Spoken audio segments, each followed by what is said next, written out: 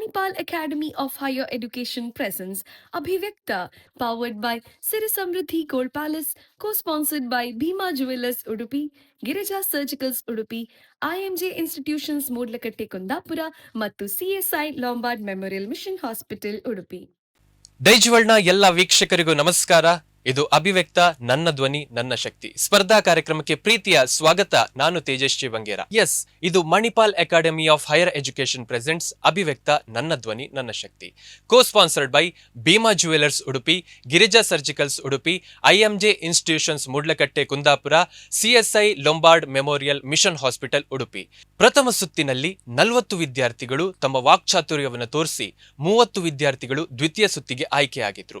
ಆ ದ್ವಿತೀಯ ಸುತ್ತಿನಿಂದ ಇಂದಿನ ತೃತೀಯ ಸುತ್ತಿಗೆ 25 ವಿದ್ಯಾರ್ಥಿಗಳು ನನ್ನ ಆದರ್ಶ ವ್ಯಕ್ತಿ ಎನ್ನುವಂತ ವಿಚಾರದ ಕುರಿತಾಗಿ ತಮ್ಮ ವಾಕ್ಚಾತುರ್ಯವನ್ನು ಪ್ರಸ್ತುತಪಡಿಸಲಿಕ್ಕಿದ್ದಾರೆ. ಹಾಗಾದ್ರೆ ಅವರ ಮಾತುಗಳನ್ನು ನಾವುಗಳು ಕೇಳುವುದಕ್ಕಿಂತ ಮೊದಲು ನಮ್ಮ ತೀರ್ಪುಗಾರರನ್ನ ಇಂದು ವೇದಿಕೆಗೆ ನಾವು ಸ್ವಾಗತಿಸಬೇಕು.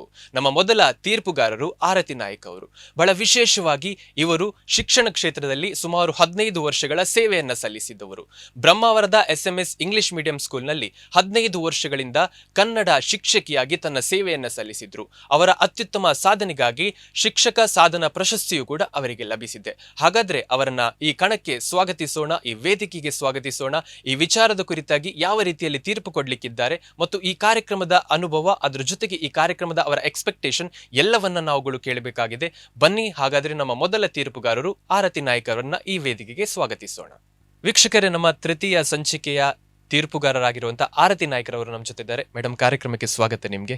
ಬಹಳ ವಿಶೇಷವಾಗಿ ನಾವುಗಳು ಈ ಮಕ್ಕಳ ಸ್ಪರ್ಧಾ ಕಾರ್ಯಕ್ರಮವನ್ನು ಗಮನಿಸಿದ್ವಿ. ಮಾತಿನ ಚಕಮಕಿ ಅಂತ ಗಮನಿಸಿದಾಗ ಅವರ ಒಂದಷ್ಟು ವಾಕ್ಚಾತುರ್ಯಗಳನ್ನು ನೋಡಿದ್ವಿ. ಸೊ ಇವತ್ತಿನ ಕಾರ್ಯಕ್ರಮದಲ್ಲಿ ನಿಮ್ಮ ಎಕ್ಸ್ಪೆಕ್ಟೇಷನ್ಗಳು ಏನಿದ್ದಾವೆ ಮತ್ತು ಈ ಕಾರ್ಯಕ್ರಮದ ಬಗ್ಗೆ ತಮ್ಮ ಅನಿಸಿಕೆ ಏನು ಮೇಡಮ್? ನಮಸ್ತೆ. ಅಭಿವ್ಯಕ್ತ ನನ್ನ ಧ್ವನಿ ನನ್ನ ಶಕ್ತಿ ಪ್ರೌಢಶಾಲಾ ವಿದ್ಯಾರ್ಥಿಗಳಿಗಾಗಿ ಹಮ್ಮಿಕೊಂಡಂತಹ ಈ ಒಂದು ಸುಂದರ ಕಾರ್ಯಕ್ರಮ, ಇದನ್ನ ವೀಕ್ಷಿಸಿದಂತಹ ಸಂದರ್ಭದಲ್ಲಿ ನನ್ಗನ್ಸಿದ್ದು ಇಷ್ಟೇ. ಎಲ್ಲ ವಿದ್ಯಾರ್ಥಿಗಳು ಇರಬಹುದು, ಮಕ್ಕಳು ಇರಬಹುದು, ಈ ಒಂದು ಕಾರ್ಯಕ್ರಮದಲ್ಲಿ ತಮ್ಮ ವಾಕ್ಚಾತುರ್ಯವನ್ನ ಪ್ರೌಢಿಮೆಯನ್ನ ಮೆರೆದಿರುವಂತಹುದನ್ನ ನಾನು ಹಲವು ಎಪಿಸೋಡ್ಗಳನ್ನ ನೋಡಿಕೊಂಡು ತಿಳ್ಕೊಂಡಿದ್ದೇನೆ. ಸೋಲು ಅಂತ ಹೇಳುವಂಥದ್ದು ಸಹಜ. ಹಾಗಂತ ಸೋತ ತಕ್ಷಣ ನಾವು ಕುಗ್ಗದೆ ಮುಂದೆ ಅದೇ ಸೋಲು ನಮ್ಮ ಗೆಲುವಿನ ಸೋಪಾನ ಆಗಬೇಕು ಅಂತ ಹೇಳುವಂತಹ ನಿಟ್ಟಿನಲ್ಲಿ ಪರಿಶ್ರಮ ಪಟ್ಟು ಸತತ ಪ್ರಯತ್ನದಿಂದ ಮುಂದೆ ಹೆಜ್ಜೆ ಹೆಜ್ಜೆಗೂ ನಾನಿದನ್ನು ಸಾಧಿಸ್ತೇನೆ ಅಂತ ಹೇಳುವಂತಹ ಆ ಒಂದು ನಂಬಿಕೆಯಿಂದ, ಶ್ರದ್ಧೆಯಿಂದ ಈ ಒಂದು ಕಾರ್ಯಕ್ರಮದಲ್ಲಿ ಭಾಗವಹಿಸುವಂತಹ ವಿದ್ಯಾರ್ಥಿಗಳ ಆ ಒಂದು ಛಲವನ್ನು ನಾನು ಗಮನಿಸಿದ್ದೇನೆ. ಮಕ್ಕಳೇ, ಪ್ರತಿಯೊಬ್ಬರೂ ಕೂಡ ಸಾಧನೆಯನ್ನು ಮಾಡುವಂತಹ ಸಂದರ್ಭದಲ್ಲಿ ಆ ಸೋಲು ಅಂತ ಹೇಳುವಂತಹುದು ಬಂದಂಥ ಆ ಕ್ಷಣದಲ್ಲಿ ಎಲ್ಲಿಯೂ ಕುಗ್ಗದೆ ಮುನ್ನಡೆದ್ರೆ ಅವರು ಖಂಡಿತವಾಗಿಯೂ ಯಶಸ್ಸಿನ ಆ ತುದಿಯನ್ನು ತಲುಪ್ತಾರೆ. ನೀವು ಕೂಡ ಅಂತಹುದೇ ಆ ಯಶಸ್ಸಿನ ದಾರಿಯಲ್ಲಿ ಹೆಜ್ಜೆಯನ್ನು ಇಡ್ಲಿಕ್ಕೆ ಪ್ರಯತ್ನವನ್ನು ಮಾಡ್ತಾ ಇದ್ದೀರಿ. ಹಾಗಾಗಿ ಅಂತಹ ಆ ಪ್ರಯತ್ನಕ್ಕೆ ನಿಮಗೆ ಸದಾ ಒಳಿತಾಗಲಿ, ಶ್ರೇಯಸ್ಸಾಗಲಿ ಅಂಥೇಳಿ ನಾನು ಕೂಡ ಆಶಿಸ್ತೇನೆ. ಅಲ್ಲದೆ ಎಲ್ಲ ವಿದ್ಯಾರ್ಥಿಗಳು ಕೂಡ, ಇಲ್ಲಿ ಭಾಗವಹಿಸಿದಂತಹ ಎಲ್ಲ ವಿದ್ಯಾರ್ಥಿಗಳು ಕೂಡ ಯಾವ ರೀತಿಯಾಗಿ ಆ ಒಂದು ಕಾರ್ಯಕ್ರಮವನ್ನು ತನ್ನದೇ ಕಾರ್ಯಕ್ರಮ ಅನ್ನುವಷ್ಟರ ಮಟ್ಟಿಗೆ ಪ್ರೀತಿಯಿಂದ ಆ ಕಾರ್ಯಕ್ರಮದಲ್ಲಿ ಭಾಗವಹಿಸುವಂತಹ ಕ್ಷಣವನ್ನು ನೋಡಿದಾಗ ನನಗೂ ಕೂಡ, ನಾವು ಬಾಲ್ಯದಲ್ಲಿ ಇರಬಹುದು, ಶಾಲಾ ಹಂತದಲ್ಲಿ ಇರಬಹುದು, ಈ ಕಾರ್ಯಕ್ರಮದಲ್ಲಿ ಭಾಗವಹಿಸಲಿಕ್ಕೆ ನಮ್ಗೆ ಅವಕಾಶ ಸಿಗಲಿಲ್ವಲ್ಲ ಅಂತ ಹೇಳುವಂತಹ ಆ ಭಾವ ಕೂಡ ನಮ್ಮನ್ನು ಕಾಡಿದ್ದುಂಟು. ಆದರೆ ಅದೇ ಕ್ಷಣ ಈಗ ನನಗೆ ಇಲ್ಲಿ ತೀರ್ಪುಗಾರಳಾಗಿ ಸಿಗ್ತಾ ಇದೆ. ಅದಕ್ಕೆ ನಾನು ತುಂಬ ಖುಷಿ ಪಡ್ತಾ ಇದ್ದೇನೆ. ಎಲ್ರಿಗೂ ಒಳ್ಳೆಯದಾಗಲಿ ಅಂತ ಹೇಳಿ ಆಶಿಸ್ತೇನೆ. ಖಂಡಿತ, ಧನ್ಯವಾದಗಳು ಮೇಡಮ್. ಹಾಗೇನೆ ಇವತ್ತಿನ ಕಾರ್ಯಕ್ರಮದಲ್ಲಿ ನಮ್ಮ ಜೊತೆ ತೀರ್ಪುಗಾರರಾಗಿ ಭಾಗವಹಿಸ್ತಾ ಇದ್ದೀರಿ, ಅದಕ್ಕೆ ಬಹಳ ವಿಶೇಷವಾದಂತಹ ಅಭಿನಂದನೆಗಳನ್ನು ಸಲ್ಲಿಸ್ತಾ ಡೈಜ್ವರ್ಲ್ಡ್ ಉಡುಪಿಯ ನಿರ್ದೇಶಕರಾಗಿರುವಂತಹ ಕಿಶು ಬಾರ್ಕೂರ್ ರವರು ಇದೀಗ ವೇದಿಕೆಗೆ ಬಂದು ನಮ್ಮ ತೀರ್ಪುಗಾರರಾಗಿರುವಂತಹ ಆರತಿ ನಾಯ್ಕರವರಿಗೆ ಸ್ಮರಣಿಕೆಯನ್ನು ನೀಡಿ ಗೌರವಿಸ್ತಾ ಇದ್ದಾರೆ. ಸೊ ದಯವಿಟ್ಟು ಕಿಶು ಸರ್ ವೇದಿಕೆಗೆ ಬರಬೇಕು, ಪ್ರೀತಿಯ ಸ್ಮರಣಿಕೆಯನ್ನ ಆರತಿ ಮೇಡಮ್ ಅವರಿಗೆ ನೀಡಬೇಕು ಅನ್ನುವಂಥ ವಿನಂತಿಯನ್ನ ಮಾಡ್ತಾ ಇದ್ದೇವೆ.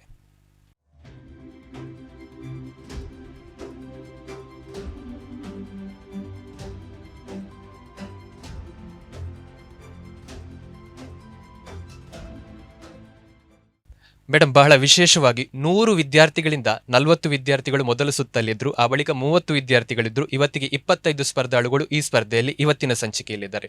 ಇಲ್ಲಿಂದ ಒಂದಷ್ಟು 16 ವಿದ್ಯಾರ್ಥಿಗಳನ್ನ ಮುಂದಿನ ಸುತ್ತಿಗೆ ಆಯ್ಕೆ ಮಾಡಬೇಕು ಅಂತಿದ್ರೆ ನಿಮಗೂ ಕೂಡ ಒಂದು ಚಾಲೆಂಜ್ ಇದೆ. ಸೊ ನಿಮಗೂ ಕೂಡ ಆಲ್ ದ ಬೆಸ್ಟ್. ನೀವು ಕೂಡ ತೀರ್ಪುಗಾರರ ಆಸನವನ್ನು ಸ್ವೀಕರಿಸಬೇಕು ಅನ್ನುವಂಥ ವಿನಂತಿಯನ್ನ ಮಾಡ್ತಾ ಇದ್ದೇವೆ. ಧನ್ಯವಾದಗಳು. ವೀಕ್ಷಕರೇ, ನಮ್ಮ ತೃತೀಯ ಸುತ್ತಿನ ಮತ್ತೊಬ್ಬರು ತೀರ್ಪುಗಾರರನ್ನ ಇದೀಗ ವೇದಿಕೆಗೆ ಸ್ವಾಗತಿಸುವಂತ ಸಮಯ. ಇವರು ಕವಿ, ಯುವ ಲೇಖಕರು, ರಸಾಯನಶಾಸ್ತ್ರದಲ್ಲಿ ಸಂಶೋಧಕರು. ಬಹಳ ಪ್ರಮುಖವಾಗಿ ಇಂದಿನ 3ನೇ ಸುತ್ತನ್ನ ಇವರು ತೀರ್ಪುಗಾರಿಕೆಯನ್ನು ನಡೆಸಿಕೊಡ್ಲಿಕ್ಕಿದ್ದಾರೆ. ಬನ್ನಿ ಹಾಗಾದ್ರೆ ಗ್ಲಾನಿಶ್ ಮಾರ್ಟಿಸ್ ಅವರನ್ನ ಈ ವೇದಿಕೆಗೆ ಸ್ವಾಗತಿಸೋಣ. ಇದೀಗ ನಮ್ಮ ಮುಂದೆ ಗ್ಲಾನಿಶ್ ಮಾರ್ಟಿಸ್ ಅವರು. ಗ್ಲಾನಿಶ್ ಸರ್, ತೃತೀಯ ಸುತ್ತಿನಲ್ಲಿ ಇವತ್ತು ತೀರ್ಪುಗಾರರಾಗಿ ಆಗಮಿಸಿದ್ದೀರಿ. ಪ್ರಥಮದಲ್ಲಿ ನಿಮಗೆ ಕಾರ್ಯಕ್ರಮಕ್ಕೆ ಪ್ರೀತಿಯ ಸ್ವಾಗತ ಸರ್. ಸರ್, ಅದ್ರ ಜೊತೆಗೆ ಇವತ್ತು ತೃತೀಯ ಸುತ್ತು ನಡೀತಾ ಇದೆ. ವಿದ್ಯಾರ್ಥಿಗಳು ನನ್ನ ಆದರ್ಶ ವ್ಯಕ್ತಿ ಅನ್ನುವಂಥ ವಿಚಾರದ ಕುರಿತಾಗಿ ಮಾತನಾಡಲಿಕ್ಕಿದ್ದಾರೆ. ಸೊ ನಿಮ್ಮ ಎಕ್ಸ್ಪೆಕ್ಟೇಷನ್ ಮತ್ತು ಈ ಕಾರ್ಯಕ್ರಮದ ಬಗ್ಗೆ ತಮ್ಮ ಅನಿಸಿಕೆ ಏನು ಸರ್? ಅಭಿವ್ಯಕ್ತ, ನನ್ನ ಧ್ವನಿ ನನ್ನ ಶಕ್ತಿ. ಇದು ಆ್ಯಕ್ಚುಲಿ ವಿದ್ಯಾರ್ಥಿಗಳ ಧ್ವನಿ ಆಗಬೇಕು ಮತ್ತು ಅವರಿಗೆ ಅದು ಶಕ್ತಿ ಆಗಬೇಕು. ಇದೇ ಕಾರ್ಯಕ್ರಮದ ಉದ್ದೇಶ. ಅದಕ್ಕೋಸ್ಕರ ಶಿಕ್ಷಕರು ತಮ್ಮ ವಿದ್ಯಾರ್ಥಿಗಳಿಗೆ ಪ್ರೋತ್ಸಾಹಿಸಲು ಭಾಷಣವನ್ನು ಬರೆದುಕೊಡ್ಬೋದು. ಅದು ಅವರು ಪ್ರಸ್ತುತಪಡಿಸುವಾಗ ಸುಂದರವಾಗಿ ಪ್ರಸ್ತುತಪಡಿಸ್ಬೋದು. ಆದರೆ ಆ ಭಾಷಣದಲ್ಲಿ ಅವರ ಮಟ್ಟ ಎಷ್ಟಿದೆ, ಅವರ ಕೊಡುಗೆ ಎಷ್ಟಿದೆ, ಅವರ ದಾನ ಎಷ್ಟಿದೆ ಎಂಬುದು ಮುಖ್ಯ. ಈಗ 10ನೇ ತರಗತಿಯ ವಿದ್ಯಾರ್ಥಿಗಳು ಒಂದು ಪ್ರಧಾನಮಂತ್ರಿ ಥರ ಮಾತಾಡಲಿಕ್ಕೆ ಆಗೋದಿಲ್ಲ. ಅದಕ್ಕೆ ಬೇಕಾಗಿರುವ ಅಂಶಗಳು ಅವರಲ್ಲಿ ಕೊರತೆ ಇರ್ಬೋದು. ಅದಕ್ಕೋಸ್ಕರ ಅವರ ಇನ್ಪುಟ್ಸ್ ಎಷ್ಟಿದೆ ಅವರ ಭಾಷಣದಲ್ಲಿ, ಅದು ಮುಖ್ಯವಾಗಿ ನಾನು ಗಮನಿಸಲಿಕ್ಕೆ ಇದ್ದೇನೆ. ಅದಾಗಿರುವಾಗ ಅಭಿವ್ಯಕ್ತ, ನನ್ನ ಧ್ವನಿ ನನ್ನ ಶಕ್ತಿ, ಇದು ನಮಗೆ ತೀರ್ಪುಗಾರರಿಗೆ ಕೂಡ ಒಂದು ಕಷ್ಟದ ಒಂದು ಪ್ರಶ್ನೆಯೇ ಆಗಿ ಉಳಿದಿದೆ. 100 ಜನ ವಿದ್ಯಾರ್ಥಿಗಳಿದ್ದರು, 40 ಆದರು, 30 ಆದರು, ಈಗ 25ಕ್ಕೆ ಇಳಿದಿದೆ. ಇದೀಗ ಕಠಿಣ ಪರಿಸ್ಥಿತಿ ನಮ್ಮ ಜಡ್ಜಸ್ಸಿಗೆ. ಹಾಗಿರುವಾಗ ಎಲ್ಲ ವಿದ್ಯಾರ್ಥಿಗಳು ಈಗ ಆಯ್ಕೆಯಾಗಿಯೇ ಬಂದಿರೋದ್ರಿಂದ ನಮಗೆ ಒಂದಂತೂ ಸ್ಪಷ್ಟವಾಗಿದೆ, ಎಲ್ಲರಲ್ಲೂ ಆ ಪೊಟೆನ್ಷಿಯಲ್ ಇದೆ, ಪ್ರತಿಭೆ ಇದೆ. ಎಲ್ಲರಿಗೂ ಶುಭ ಹಾರೈಸ್ತೇನೆ, ಒಳ್ಳೆಯದಾಗಲಿ. ಧನ್ಯವಾದಗಳು ಸರ್. ಹಾಗೇನೆ ಇವತ್ತಿನ ಕಾರ್ಯಕ್ರಮದಲ್ಲಿ ತೀರ್ಪುಗಾರರಾಗಿ ಭಾಗವಹಿಸ್ತಾ ಇರುವಂತಹ ಗ್ಲಾನಿಶ್ ಮಾರ್ಟಿಸ್ ಅವರಿಗೆ ನಮ್ಮ ಡೈಜ್ ವರ್ಲ್ಡ್ ಉಡುಪಿಯ ನಿರ್ದೇಶಕರಾಗಿರುವಂತಹ ಕಿಶು ಬಾರ್ಕರ್ ಅವರು ವೇದಿಕೆಗೆ ಬಂದು ಗೌರವ ಸ್ಮರಣಿಕೆಯನ್ನ ನೀಡಲಿಕ್ಕಿದ್ದಾರೆ.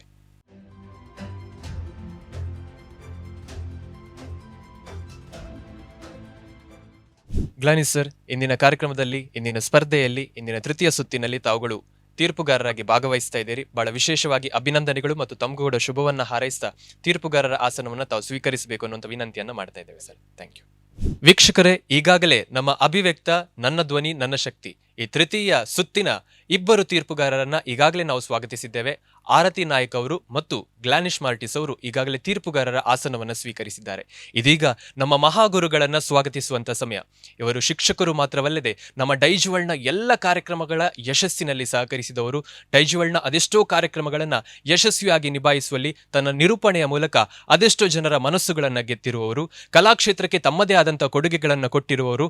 ಅದರ ಜೊತೆಗೆ ಅಭಿವ್ಯಕ್ತ ಕಾರ್ಯಕ್ರಮದ ಆಡಿಷನ್ ಸುತ್ತು ಇರ್ಬೋದು, ಪ್ರಥಮ ಸುತ್ತು ಇರ್ಬೋದು, ದ್ವಿತೀಯ ಸುತ್ತು ಇರ್ಬೋದು, ತೃತೀಯ ಸುತ್ತು, ಅದರ ಜೊತೆಗೆ ಫೈನಲ್ನವರೆಗೂ ಕೂಡ ನಮ್ಮ ಜೊತೆ ಸಹಕರಿಸುವವರು. ಮಹಾಗುರುಗಳಾಗಿ ನಮ್ಮ ಜೊತೆ ಇರುವಂತಹ ಅಲ್ವಿನ್ ದಾಂತಿ ಸರ್ ಅನ್ನ ಕಾರ್ಯಕ್ರಮಕ್ಕೆ ಪ್ರೀತಿಯಿಂದ ಸ್ವಾಗತಿಸುವಂತಹ ಸಮಯ. ಅಲ್ವಿನ್ ಸರ್, ಕಾರ್ಯಕ್ರಮಕ್ಕೆ ಪ್ರೀತಿಯ ಸ್ವಾಗತ ಸರ್. ಸರ್, ಬಹಳ ಪ್ರಮುಖವಾಗಿ ಇವತ್ತು ಗಮನಿಸಬೇಕು, ಇವತ್ತಿನ ಸುತ್ತಿನಲ್ಲಿ ವಿದ್ಯಾರ್ಥಿಗಳು ನನ್ನ ಆದರ್ಶ ವ್ಯಕ್ತಿ, ಮೈ ರೋಲ್ ಮಾಡೆಲ್ ಅನ್ನುವಂಥ ವಿಚಾರದ ಕುರಿತಾಗಿ ಮಾತನಾಡಲಿಕ್ಕಿದ್ದಾರೆ. ಇವತ್ತಿನ ತೃತೀಯ ಸಂಚಿಕೆಯ ಕುರಿತಾಗಿ, ಅದರ ಜೊತೆಗೆ ಇವತ್ತಿನ ವಿಚಾರದ ಕುರಿತಾಗಿ, ವಿಷಯದ ಕುರಿತಾಗಿ ಏನು ಹೇಳ್ತೀರಿ ಸರ್? ಸೊ ಈಗಿನ ಜನರೇಷನ್ ಏನಿದೆ ಬಹಳ ಚಂಚಲ ಸ್ವಭಾವದವರು. ನಮ್ಮ ಕಾಲಕ್ಕೆ ನಾವು ಹಿಂದಕ್ಕೆ ಹೋದಾಗ ಬಾಗಿಲಿನ ಎಡೆಯಲ್ಲಿ ನಾವು ಸಿನಿಮಾ ಹೀರೋಗಳನ್ನು, ಹೀರೋಯಿನ್ಸ್ಗಳನ್ನು ಅಂಟಿಸ್ತಿದ್ದೆವು. ಆಮೇಲೆ ನಮಗೆ ಈ ರೆಸ್ಲಿಂಗ್ನ ಬಗ್ಗೆ ಬಂತು. ಆಮೇಲೆ ನಮಗೆ ಸ್ಪೋರ್ಟ್ಸ್ ಬಂತು. ತೆಂಡೂಲ್ಕರನ್ನು ದೇವರನ್ನಾಗಿ ಮಾಡಿದರು ನಮ್ಮಂಥ ಜನರೇಷನ್ನವರು. ಸೊ ಈಗಿನ ವಿದ್ಯಾರ್ಥಿಗಳು ಇವರೇ ನಮ್ಮ ರೋಲ್ ಮಾಡೆಲ್ ಅಂತೇಳಿ ಇಟ್ಟುಕೊಳ್ಳುವುದಿಲ್ಲ. ಬಾಲ್ಯದಲ್ಲಿ ನನಗೆ ಗಾಂಧೀಜಿ ತುಂಬ ಇಷ್ಟ ಆಗ್ತಾರೆ. ಸ್ವಲ್ಪ ಬೆಳೆಯುತ್ತಾ ನನಗೆ ಸುಭಾಷ್ ಚಂದ್ರ ಬೋಸ್ ಖುಷಿ ಆಗ್ತಾರೆ. ಆಮೇಲೆ ಗಡ್ಡ ಮೀಸೆ ಬಂದು ಮಾಂಸಖಂಡಗಳು ತುಂಬುವಾಗ ಭಗತ್ ಸಿಂಗ್ ನನ್ನ ಆದರ್ಶ ಅಂತ ಆಗ್ತದೆ. ಸೊ ಹೀಗೆ ವಯಸ್ಸಿನ ಅನುಗುಣವಾಗಿ ಸಹಜವಾಗಿ ರೋಲ್ ಮಾಡೆಲ್ಗಳು ಬದಲಾಗ್ತಾರೆ. ಆದರೆ ಯಾರನ್ನು ನಾವು ರೋಲ್ ಮಾಡೆಲ್ ಅಂತೇಳಿ ಸಣ್ಣ ವಯಸ್ಸಿನಿಂದ ಅದನ್ನು ಸಾಧಿಸುವವರೆಗೆ ಇಟ್ಕೊಳ್ತೇವ, ಅವರ ಹೆಜ್ಜೆಗಳಲ್ಲಿ ನಮ್ಮ ಹೆಜ್ಜೆಗಳನ್ನ ಇಟ್ಕೊಂಡು ಯಶಸ್ಸನ್ನು ಸಾಧಿಸಲಿಕ್ಕೆ ಸಾಧ್ಯವಿದೆ. ಈ ನಿಟ್ಟಿನಲ್ಲಿ ಈ ವಿದ್ಯಾರ್ಥಿಗಳಿಗೆ ನಾವು ಅವರದ್ದೇ ಆಯ್ಕೆ ಕೊಟ್ಟಿದ್ದೇವೆ. ನಿಮಗೆ ಇಷ್ಟವಾದಂತಹ ನಿಮ್ಮ ರೋಲ್ ಮಾಡೆಲ್ ಯಾರು, ಯಾಕೆ, ಅದರ ಜೊತೆಗೆ ರೋಲ್ ಮಾಡೆಲ್ ಅಂದರೆ ಏನು ಅದನ್ನು ಹೇಳಿಬಿಟ್ರೆ ನಮಗೂ ಕೂಡ ಖುಷಿ. ಮತ್ತು ಅವರಿಗೆ ಅವರದ್ದೇ ಆದಂತಹ ರೋಲ್ ಮಾಡೆಲ್, ತಮ್ಮ ಹೀರೋವನ್ನು ಬೇರೆಯವರಿಗೆ ಹೇಳಲಿಕ್ಕೆ ಖುಷಿ ಕೊಡುತ್ತದೆ. ಒಂದು ರೀತಿಯ ಸ್ಫೂರ್ತಿ, ಅದು ಪಾಸಿಟಿವ್ ಎನರ್ಜಿ ಅವರೊಟ್ಟಿಗೆ ಇರ್ತದೆ. ಯಾಕಂದರೆ ಅವರ ಇಷ್ಟದ ವ್ಯಕ್ತಿಯ ಬಗ್ಗೆ ನಮಗೆ ಹೇಳ್ತಾ ಇದ್ದಾರೆ. ಸೊ ಕಾದು ನೋಡಿಕೊಳ್ಬೇಕು.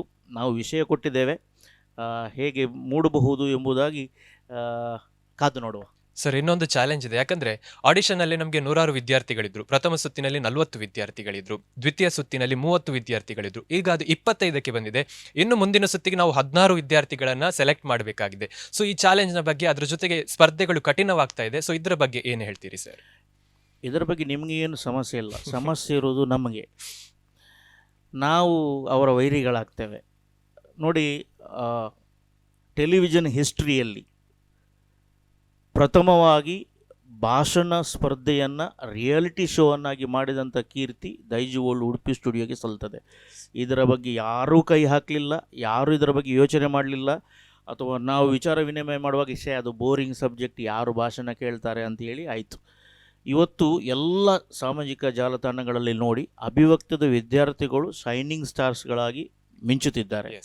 ಸೊ 100ರಿಂದ ಈಗ 25 ಮುಟ್ಟಿ ಇನ್ನು 16 ನಾವು ಫಿಲ್ಟರ್ ಮಾಡಬೇಕಾದ್ರೆ ಬಹಳ ಕಷ್ಟ. ಒಬ್ಬರಿಂದ ಒಬ್ಬರು ಬಹಳ ಹುಷಾರಿದ್ದಾರೆ, ಬಹಳ ಚುರುಕಿದ್ದಾರೆ, ಬಹಳ ಸ್ಮಾರ್ಟ್ ಇದ್ದಾರೆ.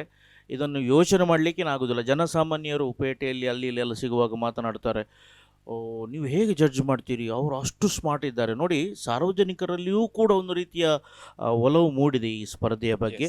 ಸೊ ಭಾಳ ಕಷ್ಟದ ಕೆಲಸ. ಸೊ ನೀವು ಸೇಫು, ನಾವು ಮಾತ್ರ ಹಾಟ್ ಸೀಟ್ನಲ್ಲಿದ್ದೇವೆ. Yes, thank you so much sir. Sir, ಅದ್ರ ಜೊತೆಗೆ ಇನ್ನೊಂದು ವಿಚಾರ ಗಮನಿಸಬೇಕು. ಈ ಅಭಿವ್ಯಕ್ತ ಟಿವಿಯಲ್ಲಿ ಟೆಲಿಕಾಸ್ಟ್ ಆಗ್ತಾ ಇರುವಾಗ ಪ್ರಥಮ ಸುತ್ತು ಮತ್ತು ದ್ವಿತೀಯ ಸುತ್ತು ಆದ್ಮೇಲೂ ಕೂಡ ಕೆಲವು ಕರೆಗಳು ಬರ್ತಾ ಇದ್ದಾವೆ, ನಾವು ಪಾರ್ಟಿಸಿಪೇಟ್ ಮಾಡ್ಬೋದಾ ಅಂತ. ಸೊ ಅಷ್ಟೊಂದು ಒಂದು ಎನರ್ಜೆಟಿಕ್ ಆಗಿ ಜನರು ಈ ಸ್ಪರ್ಧೆಯನ್ನು ತಗೊಂಡಿದ್ದಾರೆ. ಅದ್ರ ಜೊತೆಗೆ ಮಕ್ಕಳಿಗೆ ಇದನ್ನ ಮಿಸ್ ಮಾಡಿಕೊಳ್ಳಿಕ್ಕೆ ರೆಡಿಯೇ ಇಲ್ಲ. ತುಂಬಾ ಜನ ರಿಕ್ವೆಸ್ಟ್ ಮಾಡಿದ್ರು, ಅಂದ್ರೆ ನಾವು ತೃತೀಯ ಸುತ್ತನ್ನು ಸ್ವಲ್ಪ ಲೇಟ್ ಮಾಡಿದ್ವಿ, ಯಾಕಂದ್ರೆ ವಿದ್ಯಾರ್ಥಿಗಳಿಗೆ ಎಕ್ಸಾಮ್ ಇತ್ತು, ನಮಗೆ ದಯವಿಟ್ಟು ಎಕ್ಸಾಮ್ ಆದ್ಮೇಲೆ ಈ ಒಂದು ಸ್ಪರ್ಧೆಯನ್ನ ತೃತೀಯ ಸುತ್ತನ್ನ ಮಾಡಿ ಅನ್ನುವಂಥ ವಿನಂತಿಗಳು ಕೂಡ ಬಂದಿತ್ತು. ಸೊ ಇದನ್ನ ಬಹಳ ಸೀರಿಯಸ್ ಆಗಿ ತಗೊಂಡಿದ್ದಾರೆ. ಇನ್ನು ಮುಂದೆ ನಮ್ಮ ಸಮಾಜಕ್ಕೆ ಉತ್ತಮ ವಾಕ್ಚಾತುರ್ಯವನ್ನು ತೋರಿಸುವಂತ ವಾಗ್ಮಿಗಳು ನಮಗೆ ಸಿಗ್ಲಿಕ್ಕಿದ್ದಾರೆ. ಅವರನ್ನ ಈ ಸಮಾಜಕ್ಕೆ ಕೊಡುಗೆಯಾಗಿ ಕೊಡುವಂತ ದೊಡ್ಡ ಜವಾಬ್ದಾರಿ ನೀವು ವಹಿಸಿದ್ದೀರಿ ಸರ್. ಬಹಳ ವಿಶೇಷವಾದಂತಹ ಅಭಿನಂದನೆಗಳು sir. Thank you so much sir. Thank you. ವೀಕ್ಷಕರೇ, ಹಾಗಾದ್ರೆ ನೇರವಾಗಿ ಸ್ಪರ್ಧೆಯನ್ನು ನಾವುಗಳು ಪ್ರಾರಂಭಿಸಬೇಕು. ಇದು Manipal academy of higher education presents Abhivyakta ನನ್ನ ಧ್ವನಿ ನನ್ನ ಶಕ್ತಿ, co sponsored by Bhima jewellers Udupi, Girija surgicals Udupi, IMJ institutions Moodlakatte Kundapura, CSI Lombard memorial mission hospital Udupi. ಹಾಗಾದ್ರೆ ನಾವೀಗ ನೇರವಾಗಿ ಸ್ಪರ್ಧೆಯನ್ನ ಆರಂಭಿಸೋಣ.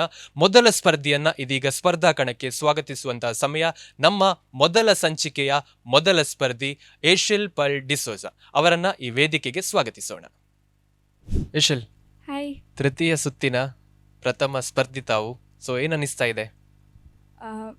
ಸ್ವಲ್ಪ ನರ್ವಸ್ನೆಸ್ ಆಗ್ತಾ ಉಂಟು, ಹಾಗೂ ಖುಷಿ ಕೂಡ ಆಗ್ತಾ ಉಂಟು. ಯಾಕಂದ್ರೆ ಈ ಸುತ್ತು ಬರುವಾಗ ಸ್ವಲ್ಪ ನರ್ವಸ್ನೆಸ್ ಕಡಿಮೆ ಇದೆ, ಯಾಕಂದ್ರೆ 2 ಸುತ್ತನ್ನ ನೀವುಗಳು ನೋಡಿದ್ದೀರಿ. ಸೊ ಹಾಗಾಗಿ ಏನು ಕ್ಯಾಮರಾ ಫೇಸ್ ಮಾಡ್ಲಿಕ್ಕೆಲ್ಲ ಕಲ್ತಿದ್ದೀರಿ. ಸೊ ಇವತ್ತು ನನ್ನ ಆದರ್ಶ ವ್ಯಕ್ತಿ ಅನ್ನುವಂಥ ವಿಚಾರದ ಕುರಿತಾಗಿ ಮಾತನಾಡಲಿಕ್ಕಿದೆ. ಸೊ ಯಾರು ತಮ್ಮ ಆದರ್ಶ ವ್ಯಕ್ತಿ? ನನ್ನ ಆದರ್ಶ ವ್ಯಕ್ತಿ ಥಾಮಸ್ ಆಲ್ವಾ ಎಡಿಸನ್. ಸೊ ಏಷಿಯಲ್ ಅವರು ಪ್ರಥಮ ಸ್ಪರ್ಧಿಯಾಗಿದ್ದುಕೊಂಡು ತೃತೀಯ ಸುತ್ತಿನಲ್ಲಿ ನನ್ನ ಆದರ್ಶ ವ್ಯಕ್ತಿಯನ್ನಾಗಿ ಥಾಮಸ್ ಆಲ್ವಾ ಎಡಿಸನ್ ಅವರನ್ನು ತಗೊಂಡಿದ್ದಾರೆ. ಒಬ್ಬರು ಆವಿಷ್ಕಾರಕ ಮತ್ತು ಯಶಸ್ವಿ ಉದ್ಯಮಿಗಳಲ್ಲಿ ಒಬ್ಬರು. ಸೊ ಅವರ ಬಗ್ಗೆ ಮಾತಾಡ್ತಾರೆ. ಹಾಗಾದ್ರೆ ಏಷಿಯಲ್ ಅವರ ಮಾತುಗಳನ್ನು ಕೇಳಲಿಕ್ಕೆ ನಾವು ಕೂಡ ಕಾಯ್ತಾ ಇದ್ದೇವೆ. ಆಲ್ ದ ಬೆಸ್ಟ್ ಏಷಿಯಲ್, ಯಾಕಂದ್ರೆ ಇನ್ನು ಸ್ಪರ್ಧೆಗಳು ಕಠಿಣ ಆಗ್ತಾ ಹೋಗ್ತಾ ಉಂಟು. ಸೊ ಚಾಲೆಂಜ್ ಆಗಿ ತಗೊಳ್ಬೇಕು. ಸೊ ಯಾವ ರೀತಿಯಲ್ಲಿ ನೀವು ಪ್ರಸ್ತುತಪಡಿಸಿರಂತ ನಾವುಗಳು ಕೂಡ ಕಾಯ್ತಾ ಇದ್ದೇವೆ. Yes, all the best. Thank you. Yes ವೀಕ್ಷಕರೇ, ಹಾಗಾದ್ರೆ ನೇರವಾಗಿ ಏಷಿಯಲ್ ಪಲ್ ಡಿಸೋಜಾ ಅವರ ಮಾತುಗಳನ್ನ ಕೇಳೋಣ. ಥಾಮಸ್ ಆಲ್ವಾ ಎಡಿಸನ್ ಅವರು ಅವರ ಜೀವನದಲ್ಲಿ ಯಾವ ರೀತಿಯಲ್ಲಿ ಆದರ್ಶ ವ್ಯಕ್ತಿ ಆದ್ರು ಅನ್ನೋದನ್ನ ಕೇಳೋಣ, ಬನ್ನಿ. ಮಾನ್ಯ ತೀರ್ಪುಗಾರರಿಗೆ ಹಾಗೂ ಎಲ್ಲಾ ವೀಕ್ಷಕರಿಗೂ ನನ್ನ ನಮಸ್ಕಾರಗಳು. ಇಂದು ನಾನು ನನ್ನ ಆದರ್ಶ ವ್ಯಕ್ತಿಯ ಬಗ್ಗೆ ಮಾತನಾಡಲು ಇಷ್ಟಪಡುತ್ತೇನೆ. Genius is 1% inspiration and 99% perspiration. ಈ ಮಾತನ್ನು ನೀವು ಕೇಳಿದ್ದೀರಾ? ಇದನ್ನು ಹೇಳಿದವರು ಬೇರೆ ಯಾರೂ ಅಲ್ಲ, 1847ರಲ್ಲಿ ಅಮೆರಿಕದ ಸಣ್ಣ ಕುಟುಂಬದಲ್ಲಿ ಹುಟ್ಟಿ ಬೆಳೆದು ದೊಡ್ಡ ಸಾಧನೆ ಮಾಡಿದವರು, ಇಡೀ ಜಗತ್ತಿಗೆ ಬೆಳಕನ್ನು ಕೊಟ್ಟ ಎಲೆಕ್ಟ್ರಿಕ್ ಬಲ್ಬ್ ಕಂಡುಹಿಡಿದವರು, ಅವರೇ ಥಾಮಸ್ ಆಲ್ವಾ ಎಡಿಸನ್. ಎಡಿಸನ್ ರವರು ನನ್ನ ಆದರ್ಶ ವ್ಯಕ್ತಿ.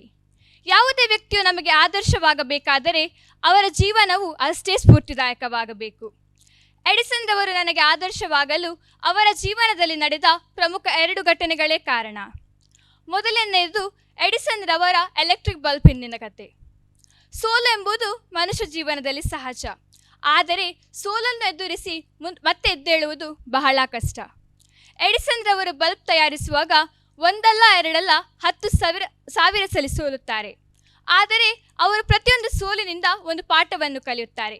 ಹೀಗೆ ನಿರಂತರವಾಗಿ ಪ್ರಯತ್ನಿಸಿ ಅವರು ಎಲೆಕ್ಟ್ರಿಕ್ ಬಲ್ಬ್ ಕಂಡುಹಿಡಿಯುತ್ತಾರೆ. ಎರಡನೆಯದಾಗಿ ಎಡಿಸನ್ ರವರು ಬ್ಯಾಟರಿ ಆಧಾರಿತ ಬಲ್ಬ್ನ ಮೇಲೆ ಕೆಲಸ ಮಾಡುತ್ತಿರುವಾಗ ಅವರ ಕಟ್ಟಡಕ್ಕೆ ಬೆಂಕಿ ಬಿದ್ದು ಎಲ್ಲವೂ ನಾಶವಾಗುತ್ತದೆ. ಆಗ ಎಡಿಸನ್ ರವರು ದುಃಖದಿಂದ ಅಳುವುದೂ ಇಲ್ಲ, ದೇವರಿಗೆ ದ್ವೇಷಿಸುವುದೂ ಇಲ್ಲ. ಬದಲಿಗೆ ಅವರು ಮತ್ತೊಮ್ಮೆಗೆ ಹೊಸದಾಗಿ ಆರಂಭಿಸುತ್ತಾರೆ. ಈ ಎರಡು ಘಟನೆಗಳಲ್ಲೂ ಎಡಿಸನ್ ರವರ ಆತ್ಮವಿಶ್ವಾಸ, ಧೈರ್ಯ, ಹಠ, ಛಲ, ಪರಿಶ್ರಮ ನಿಜಕ್ಕೂ ಅದ್ಭುತವಾದದ್ದು. ಪ್ರತಿ ಸಲ ಸೋಲನ್ನು ಕಂಡಾಗ ನಾನು ಎಡಿಸನ್ ರವರನ್ನು ನೆನಪಿಸುತ್ತೇನೆ. ಆ ಸೋಲಿನಿಂದ ಒಂದು ಪಾಠವನ್ನು ಕಲಿಯಲು ಪ್ರಯತ್ನಿಸುತ್ತೇನೆ. ಏಕೆಂದರೆ ಪ್ರತಿ ಸಲ ಗೆಲುವು ನಮ್ಮ ಪಾಲಿಗೆ ಸೇರುವುದಿಲ್ಲ. ಕೆಲವೊಮ್ಮೆ ಸೋಲಿನಿಂದ ಆರಂಭಿಸಿ ಗೆಲುವಿನ ಕಡೆಗೆ ಸಾಗಬೇಕೆಂಬುದಕ್ಕೆ ಎಡಿಸನ್ ರವರೇ ನನಗೆ ಪ್ರೇರಣೆ. ಕೊನೆಯದಾಗಿ ಈ ಅದ್ಭುತವಾದ ಮಾತನ್ನು ನಿಮ್ಮೊಂದಿಗೆ ಹಂಚಿಕೊಳ್ಳಲು ಇಷ್ಟಪಡುತ್ತೇನೆ. ಈ ಮಾತು ಎಡಿಸನ್ ರವರಿಗೆ ಹೇಳಿದಂತಿದೆ. ಕೋಶಿಶ್ ऐसी करो कि हारते हारते कब जीत जाओ पता ही ना चले. ಎಡಿಸನ್ ರವರ ಜೀವನ ಎಲ್ಲರಿಗೂ ಸ್ಫೂರ್ತಿದಾಯಕವಾಗಲಿ ಎಂದು ಹೇಳುತ್ತಾ ನನ್ನ ಎರಡು ಮಾತುಗಳನ್ನು ಮುಗಿಸುತ್ತೇನೆ. ಧನ್ಯವಾದಗಳು. ವೀಕ್ಷಕರೇ, ನಾವುಗಳು ಏಷೆಲ್ ಅವರ ಮಾತುಗಳನ್ನ ಕೇಳಿದ್ವಿ. ಏಷೆಲ್ ಅವರೇ, ಸೊ ಥಾಮಸ್ ಆಲ್ವಾ ಎಡಿಸನ್ ಅವರ ಬಗ್ಗೆ ಮಾತನಾಡಿದ್ರಿ. ಸೊ ಕಾನ್ಫಿಡೆಂಟ್ ಆಗಿ ಮಾತನಾಡಿದ್ರಿ. ಏನಾದ್ರೂ ವಿಷಯ ಬಿಟ್ಟೋಯ್ತಾ? ತುಂಬಾ ಹೇಳಲಿಕ್ಕಿತ್ತು sir. Last time time exceed ಆಗಿತ್ತು. ಸೊ ಈ ಸತಿ ಬಿಫೋರ್ 3 ಮಿನಿಟ್ಸ್ ಹಾಕಿದ್ದೆ. ಓಕೆ. ಸೊ ಲಾಸ್ಟ್ ಟೈಮ್ ಕೂಡ ನಾವು ಹೇಳಿದ್ವಿ ಸ್ವಲ್ಪ ಆಚೆ ಈಚೆ ಆದ್ರೆ ಏನು ಪ್ರಾಬ್ಲಮ್ ಇಲ್ಲ ಅಂತ. ಸೊ ಓಕೆ, ಪರವಾಗಿಲ್ಲ. ಸೊ ಹೇಳಲಿಕ್ಕಿದ್ದ ವಿಚಾರವನ್ನ ಚುಟುಕಾಗಿ ಹೇಳಿದ್ರು. ಸೊ ಅದು ನಮ್ಮ ಜಡ್ಜಸ್ ವರೆಗೆ, ಅದ್ರ ಜೊತೆಗೆ ನಮ್ಮ ವೀಕ್ಷಕರವರೆಗೆ ಎಷ್ಟರವರೆಗೆ ತಲುಪಿದೆ ಅಂತ ನಾವುಗಳು ನೋಡಬೇಕು. ಸೊ ಬಹಳ ಮುಖ್ಯವಾಗಿ ನಿಮ್ಮನ್ನ ಇವತ್ತು ತೀರ್ಪು ನೀಡಲಿಕ್ಕಿರುವಂತ ತೀರ್ಪುಗಾರರು. ಸೊ ಯಾವ ರೀತಿಯಲ್ಲಿ ಅವರಿಗೆ ರೀಚ್ ಆಗಿದೆ, ಅವರಿಗೆ ಎಷ್ಟು ಇಷ್ಟ ಆಯ್ತು ಅಂತ ಕೇಳೋಣ. ಎಸ್, ಹಾಗಾದ್ರೆ ನೇರವಾಗಿ ಆರತಿ ನಾಯ್ಕ್ ಮೇಡಮ್, ಸೊ ಹೇಗನಿಸ್ತು ನಮ್ಮ ಏಷೆಲ್ ಅವರ ಮಾತುಗಳು? ಹಲೋ ಏಷ್ಯಲ್, ಹಲೋ ಮ್ಯಾಮ್. ನಮಸ್ತೆ. ನಮಸ್ತೆ. ಖುಷಿ ಅನ್ನಿಸ್ತಾ? ಹಾಂ, ಫಸ್ಟ್ ಕಂಟೆಸ್ಟೆಂಟ್, ಥರ್ಡ್ ರೌಂಡ್ ಇದು. ಹೌದು. Okay. Role model Thomas Alva Edison ಅವರನ್ನು ತಗೊಂಡಿದ್ರಿ. ಅವರ ಸೋಲೆ ಗೆಲುವಿನ ಸೋಪಾನ ಅಂತ ಹೇಳುವಂತಹುದು ನನ್ನ ಬದುಕಿಗೆ ಸ್ಫೂರ್ತಿ ಅನ್ನೋದನ್ನು ಕೂಡ ನೀವು ಹೇಳಿದ್ರಿ. ಹೌದು. ಮಾತು ಚೆನ್ನಾಗಿತ್ತು, ಉತ್ತಮವಾದಂತಹ ಪ್ರಯತ್ನ. Thank you ma'am. ಆದರೆ ಕಾಲಾವಕಾಶ ಕೊಟ್ಟಾಗ ನಾವು ಆ ಮಿತಿಗೆ ತಂದು ನಿಲ್ಲಿಸುವಂತಹ ಭಾಷಣ ಆಗಿರಬೇಕು ಅಂಥೇಳಿ ನನಗನ್ನಿಸ್ತು. Okay ma'am. Okay, next time ಅದನ್ನು ಒಂದು ಮನಸ್ಸಲ್ಲಿ ಇಟ್ಕೊಂಡು ಇನ್ನೂ ಚೆನ್ನಾಗಿ ಪ್ರಯತ್ನವನ್ನು ಮಾಡಿ. All the okay best. Ma'am, thank you. Yes, thank you so much Aarti madam. Glanis sir, Thank you, sir. Ashel ಅವರ ಮಾತಿನ ಕುರಿತಾಗಿ ಏನ್ ಹೇಳ್ತೀರಿ sir? Hi Ashel. Hi sir. ಈಗ ಥಾಮಸ್ ಆಲ್ವಾ ಎಡಿಸನ್ ಅವರು ಬಲ್ಬನ್ನು ಕಂಡುಹಿಡಿದದ್ದು ಯಾವ ವರ್ಷದಲ್ಲಿ? Almost before the end of 18th century. Before the end of 18th century. Okay. ನಿಮಗೆ ಒಂದು ಮಾಹಿತಿ, ಯಾಕೆಂದರೆ ನಾನು ಕೂಡ ಒಬ್ಬ ಸೈನ್ಸ್ ವಿದ್ಯಾರ್ಥಿಯಾದ ಕಾರಣ ಸೈನ್ಸ್ನ ಬಗ್ಗೆ ಹೆಚ್ಚು ಕುತೂಹಲಕಾರಿ ಭಾವನೆ ನನ್ನದು. ಓಕೆ. ಎಡಿಸನ್ ಅವರ ಬಲ್ಬ್, ಫಸ್ಟ್ ಟೈಮ್ ಬಲ್ಬ್ ಯಾವಾಗ ಇನ್ವೆಂಟ್ ಮಾಡಿದ್ರು ನೋಡಿ, ಆ ಬಲ್ಬ್ ಎಷ್ಟು ಸಮಯಕ್ಕೆ ಉರಿಯುತ್ತಿತ್ತು ಅಂದಾಜು ಹಾಕ್ಬೋದು ನೀವೇ ಎಡಿಸನ್ ಆಗಿ? ಅವ್ರು ಅದಕ್ಕಿಂತ ಮೊದಲು ಸುಮಾರು ವಸ್ತುಗಳನ್ನ ಟ್ರೈ ಮಾಡಿದ್ರು, ಲೈಕ್ ಬ್ಯಾಂಬೂ ಅದರಿಂದೆಲ್ಲ. ಅದು ವರ್ಕ್ ಆಗಲಿಲ್ಲ. ಇದು may be not for a long time. ಒಂದು ಸಾಧಾರಣ ಎಷ್ಟು ಗಂಟೆಗಳ ಕಾಲ? 2 hours. 2 hours. ಓಕೆ. ಸೊ ಈಗ ನಮಗೆ ಸಿಗುವ ಮಾಹಿತಿಯ ಪ್ರಕಾರ ಅವರ ಬಲ್ಬ್ ಒಂದು ಸರಿಸುಮಾರು 14ರಿಂದ 15 ಗಂಟೆಗಳ ಕಾಲ ಉರಿಯುತ್ತಿತ್ತು. ಅವರು ಫೇಲ್ ಆದದ್ದು ಯಾವಾಗಂದರೆ ಈ ನಮ್ಮ ಎಲೆಕ್ಟ್ರಿಸಿಟಿ ಸಸ್ಟೈನ್ ಹೇಗೆ ಮಾಡುವಂಥದ್ದು, ಅದರಲ್ಲಿ ಅವರದ್ದು ಚಾಲೆಂಜ್ ಇದ್ದದ್ದು. ಓಕೆ. ಮತ್ತೆ ಥಾಮಸ್ ಆಲ್ವಾ ಎಡಿಸನ್ ಅವರಿಗೆ ಮುಖ್ಯ ಪ್ರೇರಣೆಯಾದವರು ಯಾರು ತಮ್ಮ ಜೀವನದಲ್ಲಿ? ಅವರಿಗೆ ಶಾಲೆಯಿಂದ? ಅವರ ತಾಯಿ. Very good. ಬಿಕಾಸ್ ಅವರಿಗೆ ಕಲಿಸಿದ್ದು ಮನೆಯಲ್ಲಿ. ಹಾಗಾಗಿ ಟೀಚರ್ ಆಗಿದ್ದು. ಥಾಮಸ್ ಆಲ್ವಾ ಎಡಿಸನ್ ಅವರಿಗೆ ರೋಲ್ ಮಾಡೆಲ್ ಆದವರು ಯಾರು? ಅವರ ತಾಯಿ. ನಿಜವಾಗ್ಲು ಹೌದಲ್ವಾ? ಹಾ. ಇಷ್ಟೆಲ್ಲ ವಿಜ್ಞಾನಿಗಳಿಗೆ ಒಂದು ಮಾಹಿತಿ ನಮಗೆ ಈಗ ಸಿಕ್ಕಿದೆ. ಓಕೆ. ಆದರೆ ಅವರಿಗೆ ಒಂದು ಸ್ಫೂರ್ತಿದಾಯಕರಾಗಿ ಅವರ ತಾಯಿಯೇ ಅವರ ಬೆನ್ನೆಲುಬು ಆಗಿದ್ದರು. ಹೌದು. ಹಾಗಾಗಿ ನಿಮ್ಮ ಭಾಷಣ ಸೊಗಸಾಗಿತ್ತು. ಭಾಷಣವನ್ನು ಲಾಸ್ಟ್ ಟೈಮ್ ಸ್ವಲ್ಪ ಸಮಯವನ್ನು ಮೀರಿದ್ರಿ ಅಂತ ಹೇಳಿದ್ರಿ, ಆದರೆ ಹೌದು. ಈ ಸಲ ಅದನ್ನು ಕಾಪಪ್ ಮಾಡಲಿಕ್ಕೆ ನೀವು ಸ್ವಲ್ಪ ನಿಮ್ಮ ಏನು ವಾಕ್ಚಾತುರ್ಯವನ್ನು ತೋರಿಸಿದ್ರಿ. Okay, very good. ಭಾಷಣದ ಬಗ್ಗೆ ನನಗೆ ಏನೋ ಅಷ್ಟು ಕಮೆಂಟ್ಸ್ ಕೊಡಲಿಕ್ಕಿಲ್ಲ. ಪ್ರಸ್ತುತಿ ಚೆನ್ನಾಗಿತ್ತು. Thank you, ಆದರೆ sir. ಒಂದು ನೀವು ಡೆವಲಪ್ ಮಾಡಬೇಕಾದದ್ದು ಏನಂತ ಹೇಳಿದರೆ, ನೀವು ಅವರ ಬಗ್ಗೆ ಮಾತುಗಳನ್ನು ಕೋಟ್ಗಳನ್ನು ಇಲ್ಲಿ ಪ್ರಸ್ತುತಪಡಿಸಿದ್ದೀರಿ, ಹೌದು. ಒಳ್ಳೆಯದು. ಆದರೆ ನಿಮ್ಮ ಕಂಟೆಂಟಲ್ಲಿ ಸ್ವಲ್ಪ ಸುಧಾರಣೆಗೊಳ್ಳಬೇಕಾಗಿತ್ತು. ಯಾಕೆಂದರೆ ನಮ್ಮಲ್ಲಿ ಈಗ ಇಂಟರ್ನೆಟ್ ಇದೆ, ಹಲವಾರು ಬೇಕಾದಷ್ಟು ಮಾಹಿತಿಗಳು ನಮಗೆ ಲಭ್ಯ ಆಗಿರುತ್ತದೆ, ಹೌದಲ್ವಾ? ಸ್ವಲ್ಪ Yes. ಕಂಟೆಂಟಲ್ಲಿ ಸುಧಾರಣೆ ಬಂದಿದ್ದರೆ ಇನ್ನೂ ಸೊಗಸಾಗಿರೋದು. Thank you sir. All the best. Thank you. Yes, thank you so much Glanis sir. Yes ಆಯ್ತು, ಇಬ್ಬರ ಮಾತನ್ನ ಕೇಳಿದ್ವಿ. ಇವತ್ತು 3 ಜನ ತೀರ್ಪುಗಾರರಿದ್ದಾರೆ. ಸೊ ಈಗ ಮಹಾಗುರುಗಳ ಹತ್ರ ನಾವು ಕೇಳಬೇಕು, ಅಲ್ವಿನ್ ದಾಂತಿ ಸರ್ ಹತ್ರ. ಎಸ್ ರೆಡಿ ಇದ್ದೀರಲ್ಲ ಸೊ ಅವರ Yes. ಮಾತನ್ನ ಕೇಳಲಿಕ್ಕೆ? Yes Alvin Danthi sir. Ashel yes sir. ಉತ್ತಮ ಆಯ್ಕೆ Thomas Alva Edison. So Thomas Alva Edison ಬಗ್ಗೆ ಮಾತನಾಡಲಿಕ್ಕೆ ನಮ್ಮ ಜೆನ್ಜಿ ಗುರು ಇದ್ದಾರೆ, ಸೈಂಟಿಸ್ಟ್. ಅವರನ್ನು ಕರ್ಕೊಂಡು ಬಂದ ವಿಚಾರವೂ ಕೂಡ ಅದೇ. ಅವರ 1500 ಪೇಟೆಂಟ್ಗಳಿವೆ, ಖಾಲಿ ಎಲೆಕ್ಟ್ರಿಕ್ ಬಲ್ಬ್ Yeah. ಮಾತ್ರ ಅಲ್ಲ. ಸೊ ನಾವು ಸೈನ್ಸ್ನ ಬಗ್ಗೆ ಮಾತನಾಡುವಾಗ ನೀವು ಹೇಳಿದ್ರಿ ಅವರ ಪ್ರಯತ್ನದಲ್ಲಿ ಕಟ್ಟಡ ಉರಿದು ಹೋಯಿತು ಅಂತೇಳಿ ಅಲ್ವಾ. ಕಟ್ಟಡ ಶಬ್ದ ಸೈಂಟಿಫಿಕ್ನಲ್ಲಿ ಬರಬಾರ್ದು, ಅದು ಎಕನಾಮಿಕ್ಸ್ನಲ್ಲಿ ಬರಬೇಕು, ಸೋಷಿಯಾಲಜಿಯಲ್ಲಿ ಬರಬೇಕು. ಈ ವಿಜ್ಞಾನದ ಬಗ್ಗೆ ಮಾತಾಡುವಾಗ ಅವರ ಪ್ರಯೋಗಾಲಯ ಉರಿದು ಹೋಯಿತು, ಇಂಥ ಶಬ್ದಗಳಿಗೆ ಸ್ವಲ್ಪ ಗಮನ ಕೊಡಬೇಕು ನಾವು. Okay sir. ಸೊ ಎಕನಾಮಿಕ್ಸ್ನಲ್ಲಿ ಕ್ಯಾಪಿಟಲ್ ಅಂದರೆ ಹಣ, ಲ್ಯಾಂಗ್ವೇಜ್ನಲ್ಲಿ ಮನಿ, ಸೋಷಿಯಲ್ನಲ್ಲಿ ಕ್ಯಾಪಿಟಲ್ ಅಂದರೆ ಸ್ಟೇಟ್ಸ್ ಕ್ಯಾಪಿಟಲ್, ಕ್ಯಾಪಿಟಲ್. ರಾಜಧಾನಿ. ಸೊ ಯಾವ ವಿಷಯದ ಬಗ್ಗೆ ನಾವು ಮಾತನಾಡುವಾಗ ಆ ವಿಷಯಕ್ಕೆ ಸಂಬಂಧಿತ ಶಬ್ದಗಳನ್ನು ಪಡೆದುಕೊಳ್ಬೇಕು. ಸರಿ, ಥಾಮಸ್ ಆಲ್ವಾ ಎಡಿಸನ್ನ ತಾಯಿಯ ಹೆಸರು ಗೊತ್ತುಂಟಾ?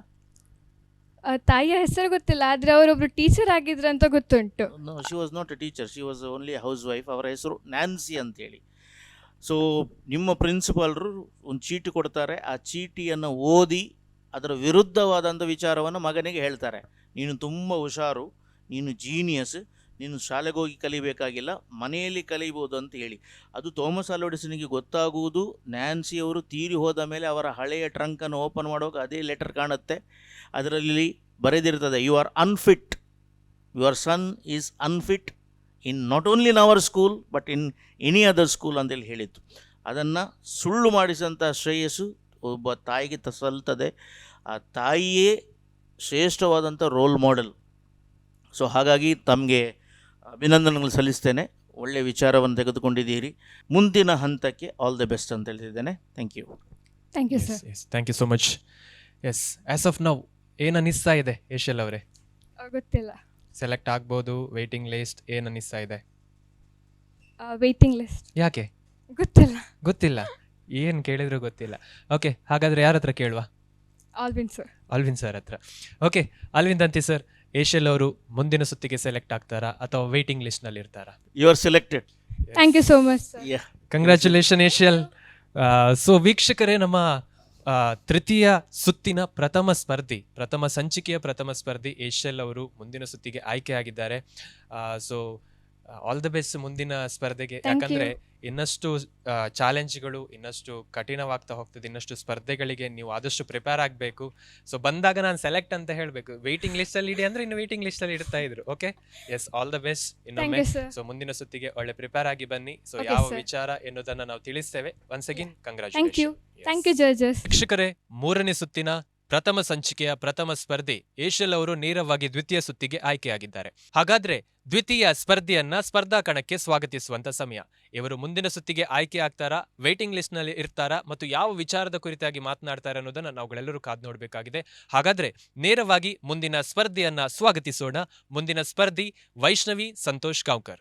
Vaishnavi, hi sir. Hi. Third ರೌಂಡ್ಗೆ ಸ್ವಾಗತ ನಿಮ್ಗೆ. Thank you sir. ರೆಡಿ ಆಗಿದ್ದೀರಿ ಫುಲ್? ಸೊ ಖುಷಿಯಿಂದ ಬಂದಿದ್ದೀರಿ.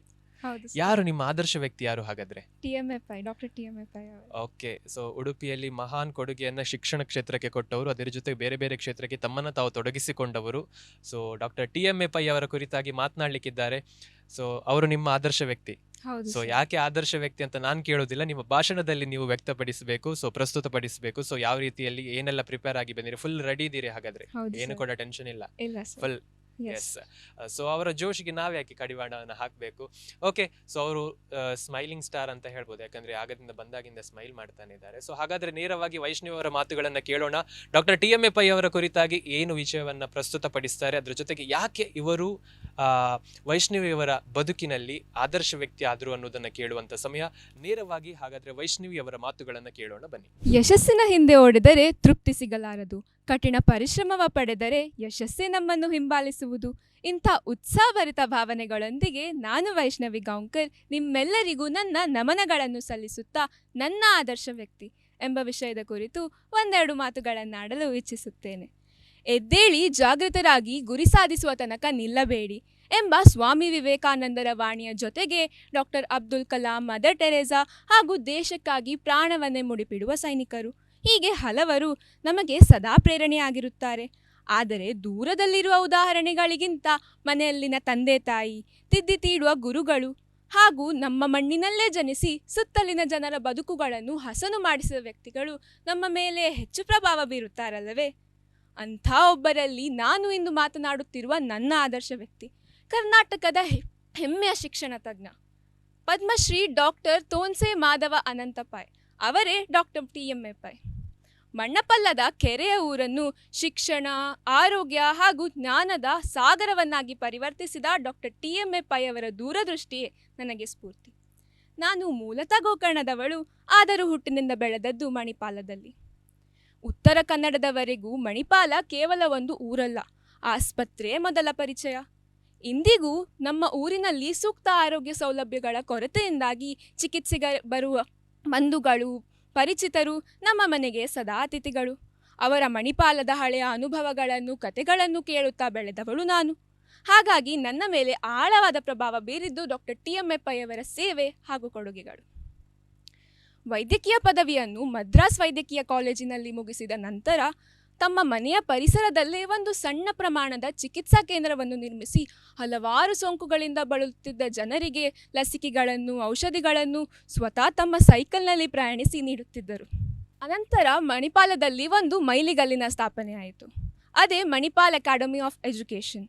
ಈ ಸಂಸ್ಥೆಯ ಮೂಲಕ ಹಲವಾರು ಕೋರ್ಸ್ಗಳನ್ನು ತಂದು ಮಣಿಪಾಲವು ಒಂದು ಅಂತಾರಾಷ್ಟ್ರೀಯ ಮಟ್ಟದ ವಿಶ್ವವಿದ್ಯಾಲಯ ಆಗುವ ಕನಸಿಗೆ ಪ್ರಥಮ ಹೆಜ್ಜೆ ಇಟ್ಟರು. ಮಣಿಪಾಲದಲ್ಲೇ ಕಸ್ತೂರ್ಬಾ ಮೆಡಿಕಲ್ ಕಾಲೇಜನ್ನು ಸ್ಥಾಪಿಸಿ ಕೆಲವೇ ವರ್ಷಗಳಲ್ಲಿ ಅದನ್ನು ಪ್ರಮುಖ ಆರೋಗ್ಯ ಕೇಂದ್ರವನ್ನಾಗಿ ಅಭಿವೃದ್ಧಿಸಿದರು. ನಂತರ ಅಮೆರಿಕದ ಮ್ಯಾಸಚ್ಯೂಸೆಟ್ಸ್ ಇನ್ಸ್ಟಿಟ್ಯೂಟ್ ಆಫ್ ಟೆಕ್ನಾಲಜಿ MITಯನ್ನು ಮಾದರಿಯಾಗಿ ತೆಗೆದುಕೊಂಡು ತಮ್ಮ ಇಂಜಿನಿಯರಿಂಗ್ ಕಾಲೇಜನ್ನು ಮಣಿಪಾಲ್ ಇನ್ಸ್ಟಿಟ್ಯೂಟ್ ಆಫ್ ಟೆಕ್ನಾಲಜಿ MITಯನ್ನಾಗಿ ಪ್ರಾರಂಭಿಸಿದರು. ಇಂದು ಅವರ ದೂರದೃಷ್ಟಿಯಿಂದ ನಮ್ಮ MIT ಭಾರತದ ಒಂದು ಇನ್ಸ್ಟಿಟ್ಯೂಟ್ ಆಫ್ ಎಮಿನೆನ್ಸ್ ಆಗಿ ಮೂಡಿಬಂದಿದೆ.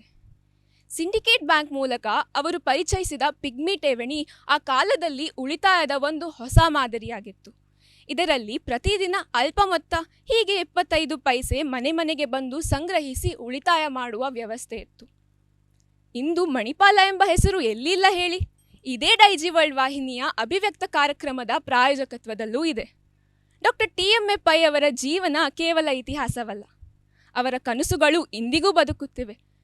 ಗ್ರಾಮೀಣ ಅಭಿವೃದ್ಧಿಯಲ್ಲಿ ಕ್ರಾಂತಿಕಾರಿ ಬದಲಾವಣೆ ತಂದ ಡಾಕ್ಟರ್ TMA ಪೈ ಅವರು ನನ್ನ ಆದರ್ಶ ವ್ಯಕ್ತಿ ಎಂದು ಹೆಮ್ಮೆಯಿಂದ ಹೇಳುತ್ತಾ ನನ್ನ ಮಾತುಗಳನ್ನು ಕೊನೆಗೊಳಿಸುತ್ತಿದ್ದೇನೆ. ಧನ್ಯವಾದಗಳು. ಎಸ್ ವೈಷ್ಣವಿ, ಸ್ವಲ್ಪ ನರ್ವಸ್ ಆದಾಗಿತ್ತು, ಯಾಕೆ? ನರ್ವಸ್ ಅಲ್ಲ, ಅಂದರೆ ನನಗೆ ಸ್ವಲ್ಪ ಜ್ವರ ಉಂಟು. ಓ ಹಾಗೆ. ನನಗೆ ಎನರ್ಜಿ ಇಲ್ಲ ಸ್ವಲ್ಪ. ಓಕೆ, ಎನರ್ಜಿ ಇಲ್ಲದಿದ್ರು ಸ್ಮೈಲ್ ಮಾಡಿಕೊಂಡು ತಮ್ಮ ವಿಷಯವನ್ನ ಪ್ರಸ್ತುತಪಡಿಸಿದ್ರು. ಇನ್ನು ಎನರ್ಜಿ ಎತ್ತಿದ್ರೆ ಹೇಗೆ ಇತ್ತು? ಓಕೆ, ನೇರವಾಗಿ ನಾವು ತೀರ್ಪುಗಾರ ಹತ್ರ ಕೇಳುವ, ಇನ್ನು ತಡ ಮಾಡೋದು ಬೇಡ. ಗ್ಲಾನಿಸ್ ಸರ್, ಹೇಗಿತ್ತು ನಮ್ಮ ವೈಷ್ಣವಿ ಅವರ ಮಾತುಗಳು? Hi Vaishnavi. Hello sir. Doctor TMA Pai, ನಿಮ್ಮ ಪ್ರೆಸೆನ್ಸ್ ಆಫ್ ಮೈಂಡಿಗೆ ಒಂದು ಸೆಲ್ಯೂಟ್.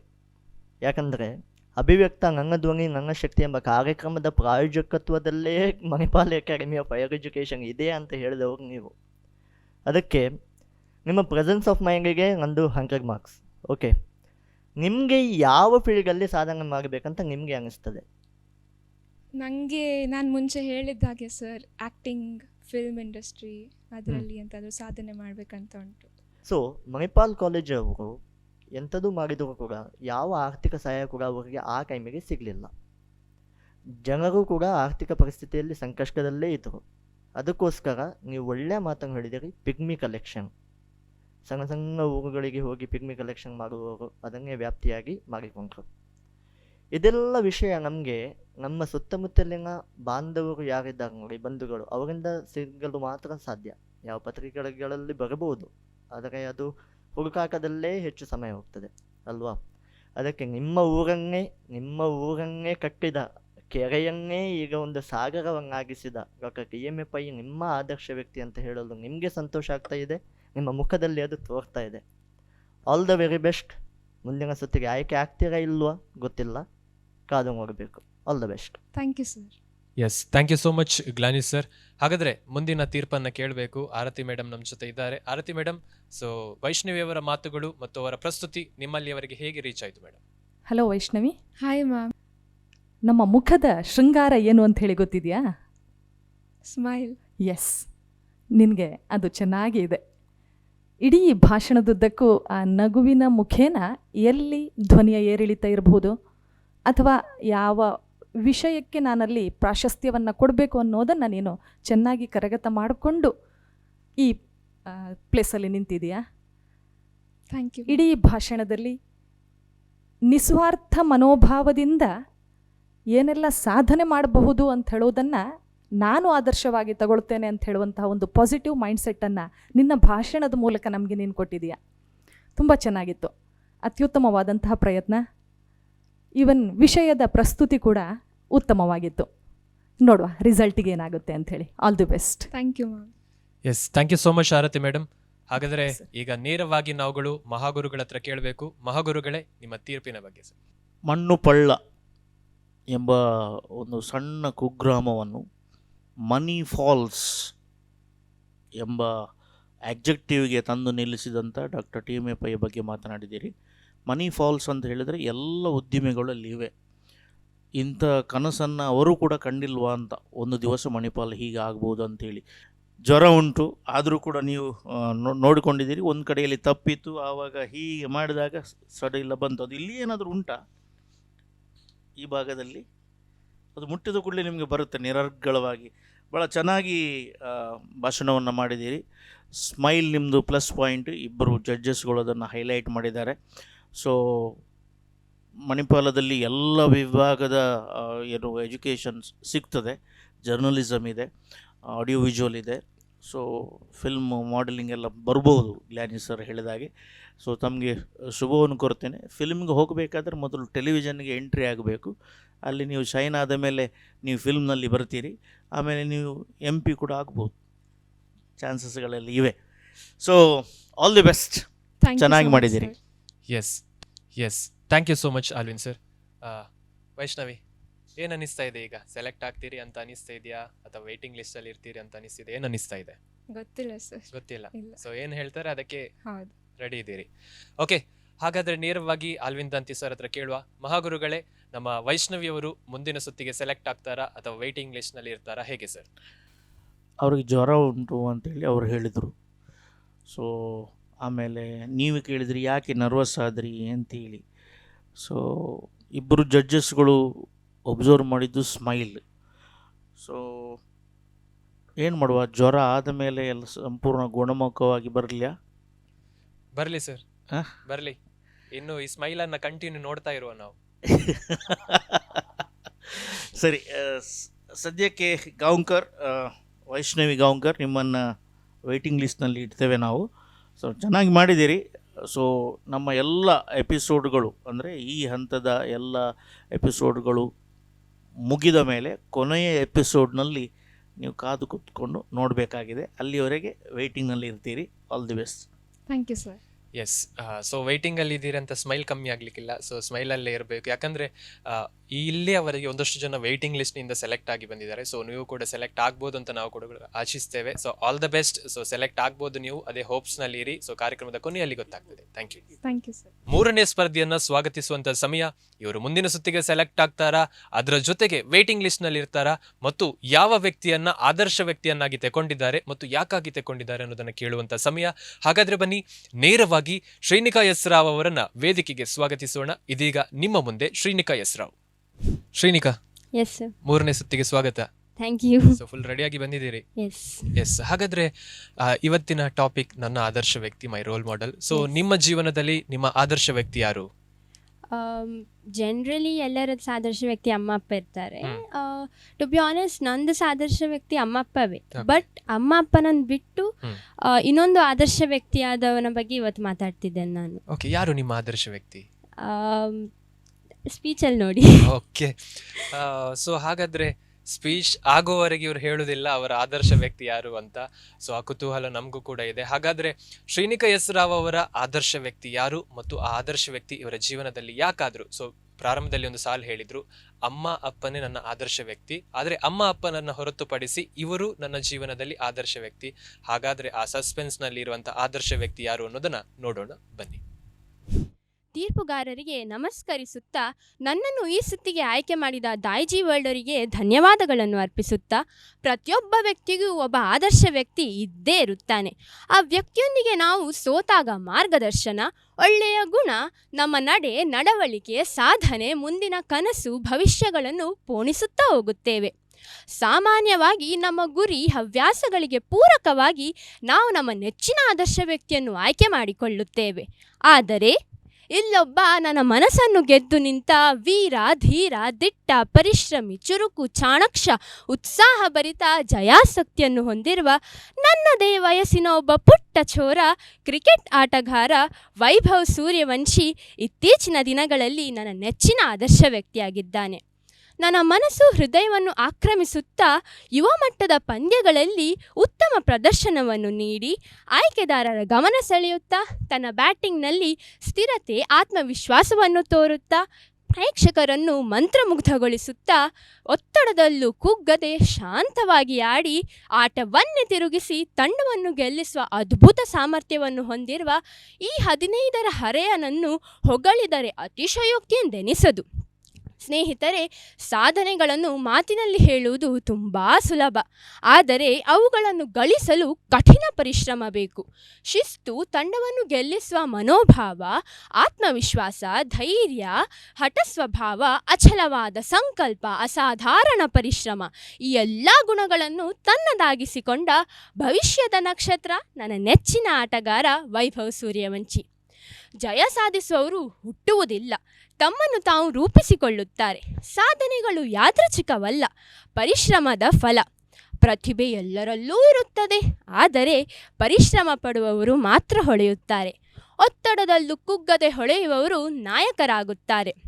ಇವತ್ತು ಯುವ ಆಟಗಾರನಾಗಿರುವ ವೈಭವ್ ಸೂರ್ಯವಂಶಿಯು ನಾಳೆ ಇಡೀ ದೇಶದ ಜನರು ಹಾಡಿ ಹೊಗಳುವ ಅಪ್ರತಿಮ ಆಟಗಾರನಾಗುವುದರಲ್ಲಿ ಸಂಶಯವಿಲ್ಲ.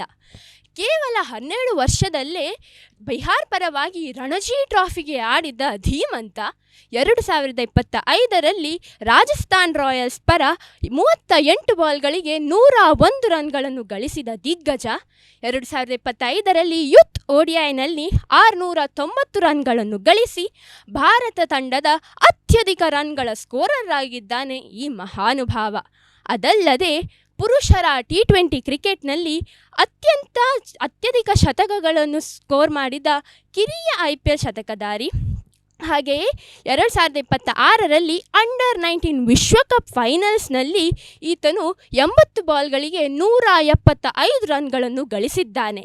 ಇವರಿಗೆ ಭಾರತದ ಮಕ್ಕಳಿಗೆ ನೀಡುವ ಅತ್ಯುನ್ನತ ಪ್ರಶಸ್ತಿಯಾದ ಪ್ರಧಾನ ಮಂತ್ರಿ ರಾಷ್ಟ್ರೀಯ ಬಾಲ್ ಪುರಸ್ಕಾರ 2025ರಲ್ಲಿ ದೊರಕಿದೆ. ಎಳೆಯ ವಯಸ್ಸಿನಲ್ಲಿ ಇಷ್ಟೆಲ್ಲ ಸಾಧನೆಗಳನ್ನು ತೋರಿದ ಸೂರ್ಯವಂಶಿಯು ಇಂಗ್ಲಿಷ್ ಪ್ರೋವರ್ಬ್ ಆದ age is just a number ಎಂಬುದಕ್ಕೆ ಪ್ರತ್ಯಕ್ಷ ಸಾಕ್ಷಿಯಾಗಿದ್ದಾನೆ. ನನ್ನದೇ ವಯಸ್ಸಿನ ಈ ಯುಗ ಪ್ರವರ್ತಕ ತನ್ನ ಬ್ಯಾಟನ್ನು ಹಿಡಿದು ಮೈದಾನಕ್ಕೆ ಇಳಿದಾಗಲೆಲ್ಲ ನನಗೂ ಕೂಡ ನನ್ನ ಕನಸುಗಳ ಬೆನ್ನೇರಿ ಅವುಗಳನ್ನು ಸಾಧಿಸಬೇಕೆಂಬ ಛಲ, ಭಾವನೆ ಪುಟಿದೇಳುತ್ತದೆ ಎಂದು ಹೇಳುತ್ತಾ ನನ್ನ ಮಾತಿಗೆ ಪೂರ್ಣ ವಿರಾಮ ನೀಡುತ್ತಿದ್ದೇನೆ. ಧನ್ಯವಾದಗಳು. Shrinika, yes Vaibhav Suryavanshi, yes so ಫಸ್ಟಿಗೆ ಹೇಳಲಿಲ್ಲ ನಮಗೆ, ಮತ್ತೆ ಹೇಳಿದ್ರಿ ಭಾಷಣದಲ್ಲಿ. ಸೊ ಸ್ಪೋರ್ಟ್ಸಲ್ಲಿದ್ದೀರಿ ನೀವು? ಸ್ಪೋರ್ಟ್ಸಲ್ಲಿ ಹೈ ಜಂಪಲ್ಲಿದ್ದೇನೆ, ಥ್ರೋಬಾಲಲ್ಲಿದ್ದೇನೆ. ಓಕೆ. ಆ್ಯಂಡ್ ಅಷ್ಟು ಸ್ಪೋರ್ಟ್ಸಲ್ಲಿ ಅಷ್ಟು ಅಂತ ಹೇಳ್ತಾರೆ ಪಾರ್ಟಿಸಿಪೇಷನ್ ಮಾಡ್ತೇನೆ, but not that great. Okay. Cricket interest ಇದೆಯಾ? ಕ್ರಿಕೆಟಲ್ಲಿ ನನಗೆ ಮುಂಚೆ ಇಂಟ್ರೆಸ್ಟ್ ಇರಲಿಲ್ಲ, ಬಟ್ ರೀಸೆಂಟಾಗಿ ಸೂರ್ಯವಂಶಿ ಆಡೋದು ನೋಡಿ like I feel motivated to watch cricket more and understand ಮಾಡ್ಲಿಕ್ಕೆ ಅದನ್ನು. ಕ್ರಿಕೆಟ್ ನೋಡ್ಲಿಕ್ಕೆ ಹಾಗಾದ್ರೆ ವೈಭವ್ ಸೂರ್ಯವಂಶಿ ಮುಖ್ಯ ಕಾರಣ. ಎಸ್.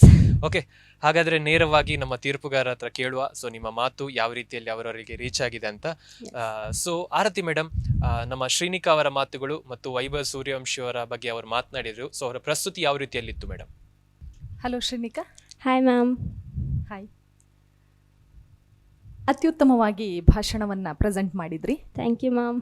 ಹಿಂದೆಯೂ ಇಂದು ಕೂಡ ಯುವ ಜನತೆ ಸದಾ ಅಟ್ರಾಕ್ಟ್ ಆಗುವಂತಹ ಫಸ್ಟ್ ಗೇಮ್ ಅಂತ ಹೇಳಿದರೆ ಕ್ರಿಕೆಟ್. Yes ma'am. ಅಲ್ವಾ? ಎಸ್. ಅದರಲ್ಲೂ ನೀನು ತೆಗೆದುಕೊಂಡಂತಹ ಆ ಒಂದು ವ್ಯಕ್ತಿ, ಆದರ್ಶ ವ್ಯಕ್ತಿ ಅಂತ ಹೇಳುವಂತಹುದು ಯುವ ಪ್ರತಿಭೆ. Yes ma'am. ಸಹಜವಾಗಿ ನಾವು ಅದರ ಕಡೆಗೆ ಅಟ್ರಾಕ್ಟ್ ಆಗ್ತೇವೆ. ಎಸ್. ವಿಚಾರವನ್ನು ತುಂಬ ಚೆನ್ನಾಗಿ ಪ್ರೆಸೆಂಟ್ ಮಾಡಿದ್ದಿ.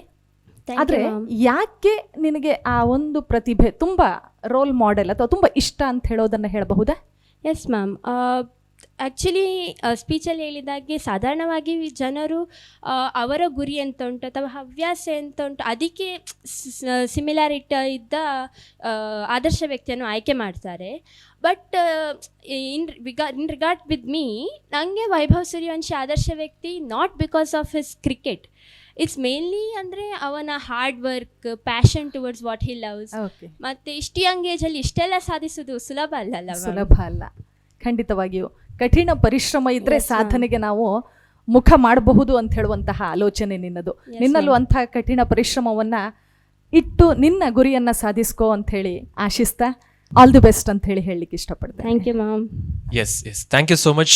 ಎಸ್ ಹಾಗಾದ್ರೆ ಸೊ ಶ್ರೀನಿಕಾ, ಆರತಿ ಮೇಡಮ್ ಹೇಳಿದ್ದನ್ನ ಕೇಳಿದ್ವಿ. ಈಗ ಗ್ಲಾನಿಸ್ ಸರ್ ಮಾತಾಡೋದನ್ನ ಕೇಳಬೇಕು. ಸೊ ಅವ್ರು ಏನು ತೀರ್ಪು ಕೊಡ್ತಾರೆ ಅಂತ. ಎಸ್ ಗ್ಲಾನಿಸ್ ಸರ್, ಶ್ರೀನಿಕಾ ಅವರ ಮಾತುಗಳು ಹೇಗಿತ್ತು sir? Shrinika, hello sir. Vaibhav Suryavanshi yes sir. ಹೌದಲ್ವಾ? ಹೆಸರಲ್ಲೇ ವೈಭವ ಇದೆ, ಯಾ ಸರ್. ಹೆಸರಲ್ಲೇ ಸೂರ್ಯನಾಗಿ ಪ್ರಜ್ವಲಿಸುತ್ತಿದ್ದಾರೆ. ಎಸ್. ಅವರಿಗೆ IPL ಅಲ್ಲಿ ರಾಜಸ್ಥಾನ್ ರಾಯಲ್ಸ್ ತಂಡಕ್ಕೆ ಆಡಲಿದ್ದಾರೆ, ಹೌದಲ್ಲ? Yes sir. ಅವರಿಗೆ ಇಂಪ್ಯಾಕ್ಟ್ ಪ್ಲೇಯರ್ ಆಗಿ ಪರಿಗಣಿಸಿದ್ದಾರೆ, ಎಸ್. ಹೌದಲ್ವಾ? ಹಾ, ಸರ್. ಇಂಪ್ಯಾಕ್ಟ್ ಪ್ಲೇಯರ್, ಇಂಪ್ಯಾಕ್ಟ್ ಅಂದರೆ ಏನು? ಇಂಪ್ಯಾಕ್ಟ್ ಅಂದರೆ ಅಷ್ಟು ಗೊತ್ತಿಲ್ಲ ಸರ್, ಬಿಕಾಸ್ ನಾನು ರೀಸೆಂಟಾಗಿ ಕ್ರಿಕೆಟಲ್ಲಿ ಇಂಟ್ರೆಸ್ಟ್ ಇಟ್ಕೊಂಡಿದ್ದೇನೆ. But may be it's like ಯಾರಾದರೂ ಚೆನ್ನಾಗಿ ಆಡಲಿಲ್ಲ ಅಥವಾ ಇಂಜುರಿಯಿಂದ ಏನಾದರೂ ಆಗಿದ್ದರೆ he may play in on behalf of them, ಆ ಟೈಪ್ ಅಂತ. ಓಕೆ, ಹಾಗಾದರೆ ಇಂಪ್ಯಾಕ್ಟ್ ಪ್ಲೇಯರ್ ಅಂತ ನಿಮಗೆ ಉದಾಹರಣೆ ಕೊಟ್ಟು ನಾನು ವಿವರಿಸ್ತೇನೆ. ಈಗ ಎಸ್ ಸರ್. ನಿಮ್ಮ ಭಾಷಣ ಕೇಳಿದ ಮೇಲೆ ಈ ಅಭಿವ್ಯಕ್ತಕ್ಕೆ ನೀವು ಒಂದು ಇಂಪ್ಯಾಕ್ಟ್ ಪ್ಲೇಯರೇ. Thank you sir, thank you so much. ಯಾಕಂದರೆ ನಮ್ಮ ವಯಸ್ಸಿನವರಿಗೆ ನಾವು ಗುಣಗಾನ ಮಾಡುವುದು, ಅದು ಹೃದಯದಿಂದ ಬರುವುದು ತುಂಬ ಕಷ್ಟ ಅಂತ ಹೇಳ್ತಾ ಇದ್ದಾರೆ. ಅಯ್ಯೋ ಯಾಕಪ್ಪ ನನ್ನ ವಯಸ್ಸಿನಲ್ಲೇ ಹುಟ್ಟಿ ಈಗ ನನಗಿಂತ ಹೆಚ್ಚು ಸಾಧನೆ ಮಾಡ್ತಾ ಇದ್ದಾನೆ ಈ ಪುಣ್ಯಾತ್ಮ ಅಂತ ಹೆಚ್ಚು ಕೊರಗುವವರು, ಆ ಕೊರಗಿನಿಂದ ಸಾಯುವವರು ಎಷ್ಟು ಜನ ಇದ್ದಾರೆ. Yes sir. ಸಾಯುತ್ತಾ ಜೀವಿಸ್ತಾ ಇದ್ದಾರೆ. ಹಾಗಿರುವಾಗ ನೀವೊಂದು ಸೊಗಸಾದ ಮಾತನ್ನು ಹೇಳಿದಿರಿ, ಜನ್ಮ ತಾಳಿ ಏನು ಬರುವುದಿಲ್ಲ. ಎಸ್ ಸರ್, ನಾವು ನಮ್ಮನ್ನು ರೂಪಿಸಿಕೊಳ್ತೇವೆ ಸರ್. ನಾವು ನಮ್ಮನ್ನು ರೂಪಿಸ್ಕೊಡ್ಬೇಕು. ನೀವು ಮುಂದಿನ ಪೀಳಿಗೆಗೆ, ಈಗ ಹೇಗೂ ನಮ್ಮ ಪೀಳಿಗೆ ಇದೆ, ನಮ್ಗಿಂತ ಸ್ವಲ್ಪ ಜೂನಿಯರ್ ನೀವು, ಎಸ್ ಸರ್. ಮುಂದಿನ ಪೀಳಿಗೆಗೆ ನೀವು ಒಂದು ಶ್ರೀನಿಕಾ ಎಸ್ ರಾವ್ ಎಂದು ಬೇರೆಯವರು ನಿಮ್ಮನ್ನು ರೋಲ್ ಮಾಡೆಲ್ ಆಗಿ ತಗೊಳ್ಳುವ ಹಾಗೆ ಸಾಧನೆಯನ್ನು ಮಾಡಲು ನೀವು ಸಿದ್ಧರಾಗಿದ್ದೀರಾ ಇಲ್ವಾ? ಎಸ್ ಸರ್, ನನಗೂ ಕೂಡ ಒಂದು ಬೇರೆ ಯಾರಾದರೂ ಜನ ನನ್ನನ್ನು ರೋಲ್ ಮಾಡೆಲ್ ಆಗಿ ತಗೊಳ್ಬೇಕಂತ ತುಂಬ ಆಸೆ ಉಂಟು. And I will work very hard for it. So yeah, you will work very hard for it. Very good. ನೀನು ವರ್ಕ್ ಹಾರ್ಡ್ ಮಾಡ್ತಾ ಇರುವಾಗ ಎಷ್ಟೋ ಜನ ನಿಮ್ಮ ಕಾಲನ್ನು ಎಳೆಯೋರಿದ್ದಾರೆ. Yes sir. ಒಂದೇ ಮಾತು ಹೇಳ್ತಾನೆ, ಕಾಲು ಎಳೆಯೋರು ಯಾವತ್ತೂ ನಿಮ್ಮ ಕಾಲಿನ ಕೆಳಗೇನೆ. Yes sir. ಕಿವಿ ಕೊಡಬೇಡಿ, ನಿಮ್ಮ ದಾರಿಯಲ್ಲಿ ನೀವು ಸಂಚರಿಸಿ, ಜಯದ ಪಥವು ನಿಮ್ಮದಾಗುತ್ತದೆ. All the best. Thank you sir, thank you so much. Yes thank you so much Glanis sir. ಮಹಾಗುರುಗಳೇ, ಸೊ ಶ್ರೀನಿಕಾ ಅವರು ವೈಭವ್ ಸೂರ್ಯವಂಶಿ ಅವರ ಬಗ್ಗೆ ಮಾತನಾಡಿದ್ರು. ಸೊ ಇದ್ರ ಬಗ್ಗೆ ತಾವು ಏನು ಹೇಳ್ತೀರಿ ಸರ್? Shrinika, yes sir. ಸಾಮಾನ್ಯವಾಗಿ ನಮಗಿಂತ ಹಿರಿಯರಾದವರು ಅಥವಾ ನಾವು ನೋಡದೇ ಇರುವಂಥ ವ್ಯಕ್ತಿಗಳನ್ನು ಅಥವಾ ಕೇಳದಂಥ ವ್ಯಕ್ತಿಗಳನ್ನು ಆದರ್ಶ ವ್ಯಕ್ತಿಗಳಂತೇಳಿ ಇಟ್ಕೊಳ್ತೇವೆ. ಎಸ್ ಸೊ ನಮಗಿಂತ ಜೂನಿಯರ್ಸ್ ಇಂದು ಹುಟ್ಟಿದ ಮಗುವಿನಿಂದಲೂ ಕೂಡ ಕಲೀಲಿಕ್ಕಿದೆ ಅಂತೆ. ನಮಗಿಂತ ಹಿರಿಯರಾದಂಥವರು ಮುದುಕರನ್ನು ಹರೆಯದವರನ್ನು ನಾವು ಆದರ್ಶವಾಗಿ ಇಟ್ಕೊಳ್ಬೇಕಾಗಿಲ್ಲ. ಸೊ ನೀವು ಜರ ಹಟ್ಕೆ ಇದ್ದೀರಿ. ಸೊ ವೈಭವ್ ಸೂರ್ಯವಂಶಿ ನಿಮ್ಮ ಪ್ಯಾಂಟಿನಾಗಿ ಟ್ರೆಂಡ್ನಲ್ಲಿದ್ದಾರೆ. ಸೊ ಅವರನ್ನು ಸೆಲೆಕ್ಟ್ ಮಾಡ್ಕೊಂಡಿದ್ದೀರಿ. ಒಂದು ಅವ್ರು ಎಲ್ಲಿ ಹುಟ್ಟಿದ್ರು, ಅವರು ಹೇಗೆ ಬೆಳೆದರು ಅಂತ ಎಲ್ಲಿಯಾದರೂ ಒಂದು ಸೆಂಟೆನ್ಸ್ ಸೇರಿಸಿದರೆ ಅದು ಸೋನೆ ಪೆ ಸೋವಾಗ ಆಗ್ತಿತ್ತು ನಿಮ್ಮ ಭಾಷಣ. ಭಾಳ ಸೊಗಸಾಗಿ ಹೇಳಿದ್ದೀರಿ. ಮತ್ತು ತುಂಬ ಎಜೆಕ್ಟಿವ್ಸ್ಗಳನ್ನು ಹಾಕಿದ್ದೀರಿ, ತುಂಬ ಎಜೆಕ್ಟಿವ್ಸ್ಗಳು. ಮತ್ತು ಎಲ್ಲ ಸ್ಟ್ಯಾಟಿಸ್ಟಿಕ್ಸ್ ಕರೆಕ್ಟ್ ಇದೆ. ಅವ್ರು ರಣಜಿ ಆಡಿದ್ದು, ಅಂಡರ್-19 ವರ್ಲ್ಡ್ ಕಪ್ಪು, ಸ್ಕೋರಿಂಗ್. ಅವರ ಚಾಲೆಂಜ್ ಏನಿತ್ತು, ಹಾರ್ದಿಕ್ ಪಾಂಡ್ಯನ ಮೊದಲ ಬಾಲಿಗೆ ನಾನು 6 ಆಗ್ತೇನೆ ಅಂತ ಹೇಳಿ ಅವ್ರು ಹಾಕಿದರು. ನೆಕ್ಸ್ಟ್ ಮ್ಯಾಚಿನಲ್ಲಿ ಫಸ್ಟ್ ಬಾಲಿಗೆ ಔಟ್ ಆದರು. ಸೊ ಅದನ್ನೆಲ್ಲ ನೀವು ಸೇರಿಸಿದ್ದರೆ ಭಾಳ ಸೊಗಸಾಗ್ತಿತ್ತು. So all the best. Thank you sir, thank you so much. Yes thank you so much 3 ಜನರ ತೀರ್ಪನ್ನ ಕೇಳಿದ್ರಿ. Yes sir. So as of now ಏನ್ ಅನಿಸ್ತಾ ಇದೆ? ಸೆಲೆಕ್ಟ್ ಆಗ್ಬೋದಂತ ಅನಿಸ್ತಾ ಇದೆ. ಹಾಂ. ಎಸ್, ಹಾಗಾದ್ರೆ ವೈಭವ್ ಸೂರ್ಯವಂಶಿ ಬಗ್ಗೆ ಮಾತನಾಡಿದ್ದು ಅವರಲ್ಲಿ ಅವರಿಗೆ ರೀಚ್ ಆಗಿದೆ. Yes sir. Okay, yes. ಹಾಗಾದ್ರೆ ಮಹಾಗುರುಗಳು ಆಲ್ವಿನ್ ದಂತಿ ಸರ್, ನಮ್ಮ ಶ್ರೀನಿಕಾ ಅವರು ಮುಂದಿನ ಸುತ್ತಿಗೆ ಸೆಲೆಕ್ಟ್ ಆಗಿದ್ದಾರಾ ಅಥವಾ ವೇಟಿಂಗ್ ಲಿಸ್ಟ್ ನಲ್ಲಿ ಇದ್ದಾರಾ, ಹೇಗೆ ಸರ್? ಆರತಿ ಮೇಡಮ್ಗೆ ನಿಮ್ಮ ಮೇಲೆ ಮನಸ್ಸಾಗಿದೆ, ಗ್ಲಾನಿಸ್ ಸರಿಗೆ ನಿಮ್ಮ ಮೇಲೆ ಮನಸ್ಸಾಗಿದೆ. ನೀವು ಹೇಳ್ತೀರಿ ಇನ್ನೊಮ್ಮೆ ನಾನು ಟ್ರೆಂಡಿನ ಡ್ರೆಸ್ ಹಾಕೊಂಡು ಬರ್ತೇನೆ ಅಂತ. ನಾವು ಕೂಡ ನೋಡಬೇಕು. ತೇಜಸ್ಸು ಕೂಡ ಫಿದಾ ಆಗಿದ್ದಾರೆ, ಭಾಷಣ ಕೂಡ ಚೆನ್ನಾಗಿದೆ. ನಾವು ಕೇಳುವಂಥ ಕ್ರಾಸ್ ಕ್ವಶನ್ಗಳಿಗೆ, ಅಧಿಕ ಪ್ರಸಂಗದ ಕ್ವಶನ್ಗಳಿಗೆ, ಈ ಅಷ್ಟಾವಧಾನ ಶತಾವಧಾನ ಅಲ್ಲ ಆಗುತ್ತಲ್ಲ, ಅದರಲ್ಲಿ ಒಬ್ಬ ಅಧಿಕ ಪ್ರಸಂಗಿ ಅಂತ ಇರ್ತಾನೆ, ಅವನು ಡೈವರ್ಟ್ ಮಾಡಲಿಕ್ಕೆ ಇರೋದು. But you were stick to your subject. ಅದು ಏನು ಪ್ರಿಪೇರ್ ಮಾಡಿದ್ರಿ ಅದರ ಬಗ್ಗೆ ನೀವು ಚೆನ್ನಾಗಿ ಹೇಳಿದಿರಿ. You are selected. Thank you so much yes, sir. Congratulation Shrinika, Thank select you. ಆಗಿದ್ದೀರಿ. ಮುಂದಿನ ಸುತ್ತಿಗೆ ಇನ್ನೊಬ್ರು ರೋಲ್ ಮಾಡೆಲ್ ಬೇಡ, ಸೊ ಯಾವ ಟಾಪಿಕ್ ಕೊಡ್ತೇವೆ ನೋಡುವ. ಎಸ್. ಸೊ ರೆಡಿಯಾಗಿ ಬನ್ನಿ. So Yes. ಮುಂದಿನ ಸುತ್ತು ಇನ್ನೂ ಕೂಡ ಸ್ವಲ್ಪ ಟಫ್ ಆಗ್ತಾ ಹೋಗ್ತದೆ. So Yes. ಪ್ರಿಪರೇಷನ್ ಜಾಸ್ತಿ ಬೇಕು. ಸೊ ಏನೆಲ್ಲ ಜಡ್ಜಸ್ ಕಮೆಂಟ್ ಕೊಟ್ರು, ಸೊ ಅದನ್ನ ತಕೊಳ್ಳಿ. ಸೊ ಮುಂದಿನ ಸುತ್ತಿಗೆ ಅದು ಹೆಲ್ಪ್ ಆಗ್ತದೆ. Yes. Once again congratulation. Thank you. ವೀಕ್ಷಕರೇ, ತೃತೀಯ ಸುತ್ತಿನ 3 ಸ್ಪರ್ಧಾಳುಗಳಲ್ಲಿ 2 ಸ್ಪರ್ಧಾಳುಗಳು ನೇರವಾಗಿ ಮುಂದಿನ ಸುತ್ತಿಗೆ ಆಯ್ಕೆಯಾಗಿದ್ದಾರೆ. ಒಬ್ಬರು ವೇಟಿಂಗ್ ಲಿಸ್ಟ್ ನಲ್ಲಿದ್ದಾರೆ. ಇಂದಿನ ಸಂಚಿಕೆಯ ಕೊನೆಯ ಸ್ಪರ್ಧೆಯನ್ನ ಇದೀಗ ಸ್ವಾಗತಿಸುವಂತ ಸಮಯ. ಅವರು ವೇಟಿಂಗ್ ಲಿಸ್ಟ್ ನಲ್ಲಿ ಇರ್ತಾರಾ, ಮುಂದಿನ ಸುತ್ತಿಗೆ ಸೆಲೆಕ್ಟ್ ಆಗ್ತಾರಾ ಅನ್ನೋದನ್ನ ನಾವುಗಳು ಕಾದು ನೋಡಬೇಕು. ಅದ್ರ ಜೊತೆಗೆ ಇವರ ಆದರ್ಶ ವ್ಯಕ್ತಿ ಯಾರು ಅನ್ನೋದನ್ನ ನಾವುಗಳು ಕೇಳಬೇಕು. ಹಾಗಾದ್ರೆ ನೇರವಾಗಿ ಸ್ವಾಗತಿಸೋಣ ರಾಬಿನ್ ಕ್ರಿಸ್ತೋದಸ್ ಪಿಂಟೋರವರನ್ನ. Robin, hi sir. ಹಾಯ್. ತೃತೀಯ ಸುತ್ತಿಗೆ ಸ್ವಾಗತ. Thank you sir. ಹೇಗಿದ್ದೀರಿ? ನಾನು ಚೆನ್ನಾಗಿದ್ದೀನಿ ಸರ್. ಫುಲ್ ರೆಡಿಯಾಗಿ ಬಂದಿದ್ದೀರಿ? ಹೌದು ಸರ್. ಸೊ ನಮ್ಮ ಜಡ್ಜಸ್ ಗಳನ್ನ ಇಂಪ್ರೆಸ್ ಮಾಡಿದಂತ ಕಂಟೆಸ್ಟೆಂಟ್ಸ್ ಗಳಲ್ಲಿ ನೀವು ಕೂಡ ಒಬ್ರು. ಹಾಂ.